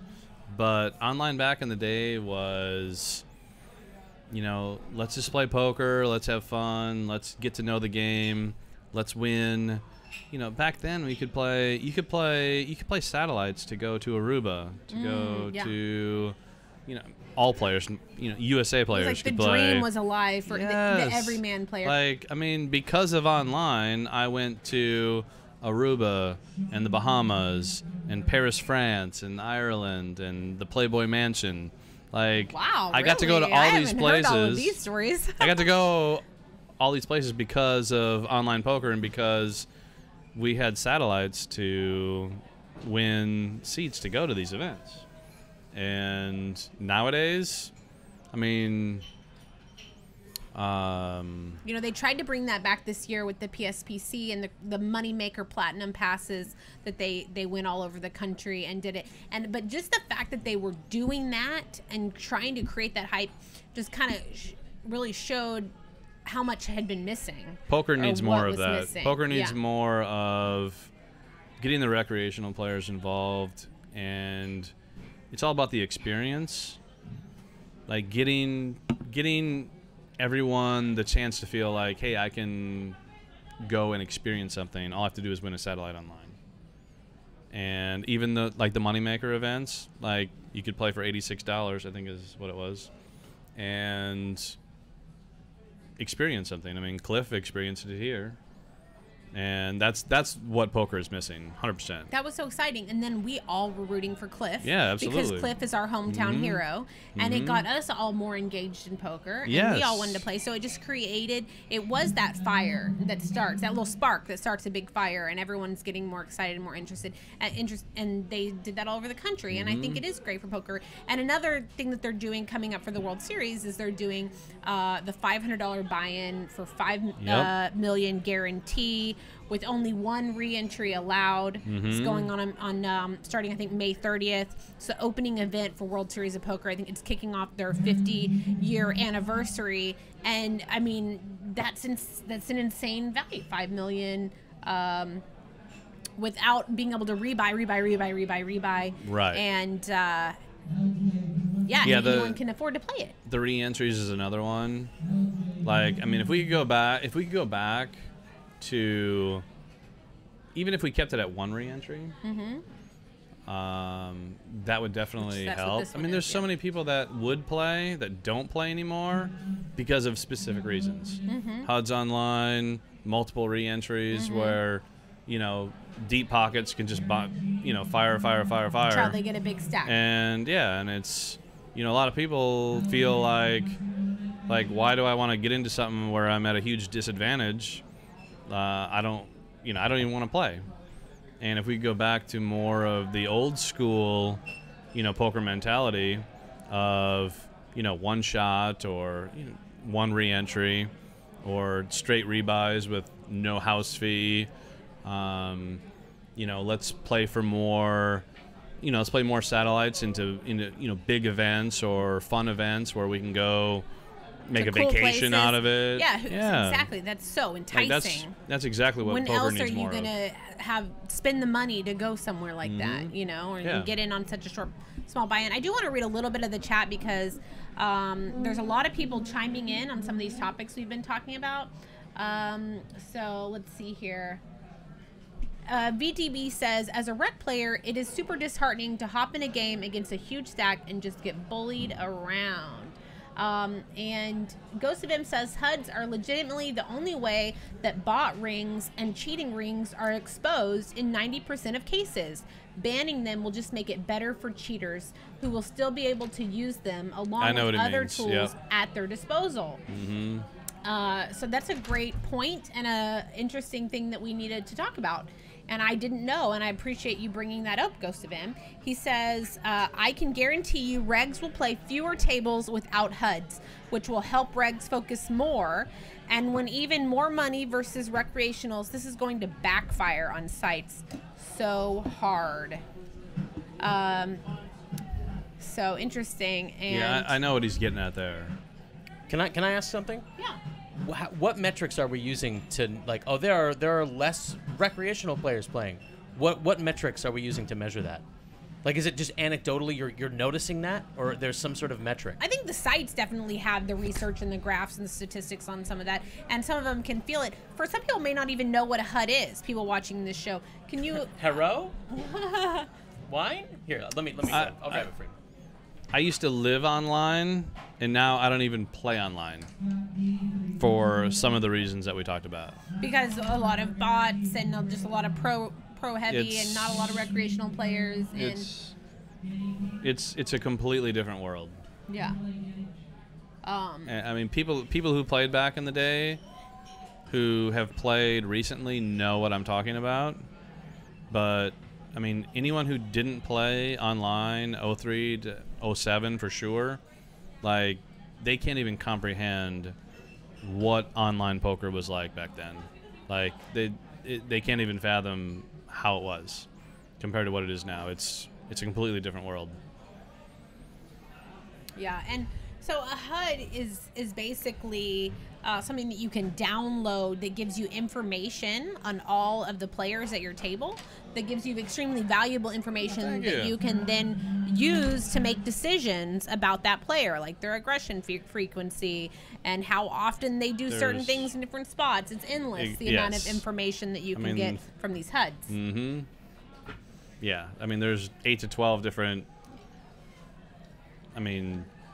things that pop up on everything from pre-flop play to post-flop aggression to, 3-bet percentage to, there's literally 8 to 12 different things that pop up that you can get info on. And then you get to make your decisions with all that information. Yeah. In live play, we don't have that. You have your one session, you can try to pay attention to what's happening, but you just can't have all that information at your disposal. Yeah. When I played online, it was, you got to know your opponent organically. Like, you would play them, and everything was visual, and how long it took them to act, and exactly. Things like that. The timing tells and their tendencies and tilt factor and everything else. It was, you had to compute that yourself, and not use a computer or stats and algorithms to, Decide figure it all out. for you. Right. Yeah. It's like, oh, I can just read it all right here. Like, I think poker online, everything should be like things that you do on your own. Things that, you use your own smarts to determine your profile of a player, and not a HUD or whatever. Just to let you know, Bigger Ultra, technical issues with the video feed. So we've been hanging out with you guys, hanging out. Mike's been in the booth, hanging out, and just kind of bullcrapping, hanging out on a Saturday night. I've Now, heard the game was insane I and know. incredible, though. So I'm hoping we have the Saturdays. video footage of this game, because what I've heard is it's just like ridiculous. And that maybe, I know he's like so doubtful over here, but I'm the forever optimist, you know, and I'm hopeful. I'm I trying mean, we to have temper my cameras expectations on, because then I so I'm can't be like, disappointed. thinking that we're going to have this video footage, and at some time Maybe. we're going to be able to maybe bring you this show, and maybe we can commentate over it, or just bring it to you. Let's with hope. I would love tabletop- that. Something. I would love but that. That's the hope, because as Mike said, he literally brought us the best lineup one of the best lineups we've ever seen here on Stones Live. Yes. And it's in a big, huge game with a lot of money on the table. And so we definitely want to bring you this action. But sometimes shit happens. That's just the reality of the world. Yeah, of the live shows. You can check out our archive of over 400 shows and see how we do things around here. We try to run a really tight ship and put on a great show for you guys every time. And unfortunately, tonight, it just kind of didn't come through for us and didn't all work out. Jamin said he remembers he used to wake up and spin up to 30 tables on PokerStars just as a spectator, and then go to work and let Poker Tracker data mine all day. So yeah, Poker Tracker's been around since always. It's not, Jamin. it's not software to help you is not new. So what about the notion that, like, okay, yeah, there are all these ways that a computer can help you, and you're never going to have that in live poker. It's a different animal. You have to do all that for yourself. But people are opting into that. Everybody knows that software is a thing. Right? I mean, you're opting in. I think one of the interesting things that Ghost of M said was just that it's going to make it easier for the cheaters, is what he felt like, because he felt like they will still find a way to use HUDs, and that it's going to make it harder for those other players. Well, yeah, and while that's not an invalid point, like Galfond, I don't think his argument had anything to do with cheaters, right? His argument just had to do with, like, advantages that the pros have, that they already have an advantage. Now they have extra help, and it's driving rec players away, right? His argument doesn't have anything to do with cheating, right? But Ghost of M is saying it's not going to work that way. People who use HUDs are still going to find a way to use HUDs. And that it's just not going to do what it's intended to do. I see. Okay, and just to put a fine point on it, he's saying that the way to sniff out cheaters is with HUDs. Okay, right. yeah, I understand that. Yep. And that's where I get what he's saying. If there was a way to detect cheating without giving players the use of HUDs, that would be ideal.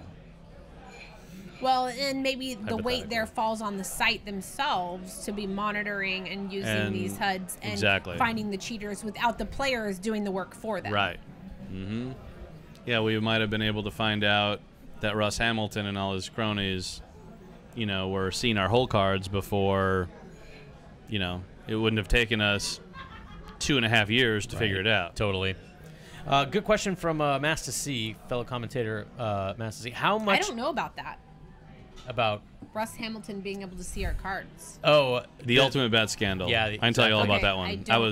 They were using like fully involved in that one. Peeker software where they could see people's cards. And God mode program. God mode, and it was getting obvious because they were like making like call downs with King High on river kind of thing. Yeah, and they were like, I was the first one to point that out, by the way. Seriously? I was the first one to let Ultimate Bet know that something was not right. Really? And there was people who could either see hole cards or something because. Based on plays somebody made against you? Yes. Like, me never winning a showdown, guys calling me down 3 barrels with ace high, no draw, like, impossible things. Really? Like, yeah. And then did they initially, like, ignore your report, or were they on it right away? They completely ignored me. How did you finally get through to them? They gave me the same automated response every time. I literally would email them, try and contact... So it was like people a virus? within. No. So what happened? Here's. A gobbler? You had the owner. You had Russ Hamilton, who had ownership percentage. Oh. You had friends of his. Yeah, it was like people involved. It was like inside job. And the creator of the software made a program called the God Mode program that you could download onto your computer. Yeah. which allowed you to see all of your opponent's hole cards on. You could see all the Ultimate cards Bet. on the table. Yeah. And that's where myself and many others were taking for millions of dollars. Wow. Now, how did they finally respond to you, or did they ever? My response that I got, there was we figured out that there was about 60 plus million taken. They paid back about 6 million of that, roughly. How did they figure out how to even pay back to who and what when? I'll tell you how they figured it out. Anyone who bitched on 2+2, made a complaint about on 2+2, anyone who was a big name player who stopped playing on the site, they all got refunded a certain amount. For me, I wasn't given anything because I was the most profitable player on the entire site, is what was told by me. The head of the investigation within the cheating scandal, when I finally got to talk to him after multiple attempts, said, "Mike, you're the most profitable player on our site of all time. How can you say that you've been cheated?" Well, let me show you my hand I would histories. have been more profitable. I will yeah. pull up. Give me all my hand histories, and I'll show you exactly where. There was 86 different screen names that were exposed as being part of the cheating scandal. And you played against And I'm those like, let me show you my hand histories with Yeah. these specific accounts. Totally. And I'll show you where. Like I had multiple 10 to 60K losing sessions where I'm like, all right, something's not right here. Crazy. And sure enough, Something wasn't right. Wow. Mm-hmm. But that's getting into what Ghost of M is talking about. I mean, that I get what he's saying. I just wish there was a way to eliminate all the cheating without giving The HUD. certain players the advantages of cleaning out the rec players. Makes a lot of sense. I can see more clearly both sides. I'll need to do more research on this. I will say it looks like we're not going to be able to bring you any actual footage from tonight's show, but we are going to hopefully maybe be able to bring it to you at a later time. Is there anything else we wanted to talk about, or any other questions we wanted to answer? Yeah, let me do one more. I wanted to read Master C's question Yeah. for Mike. This is a good a way to sort of wind down here. How much do you work on your game currently, Mike? How much are you studying, or is it just kind of maintenance by playing? More maintenance. Yeah, I mean, the work on my game is very minimal. I mean, I put a lot of work in early on, which wasn't a lot of work, but I like to do. I feed off of instincts and feeling, and my reads on players, and I try not to feed into all the new age stuff, as far as blockers and all the new charts and hand range, like all this new stuff that's come out.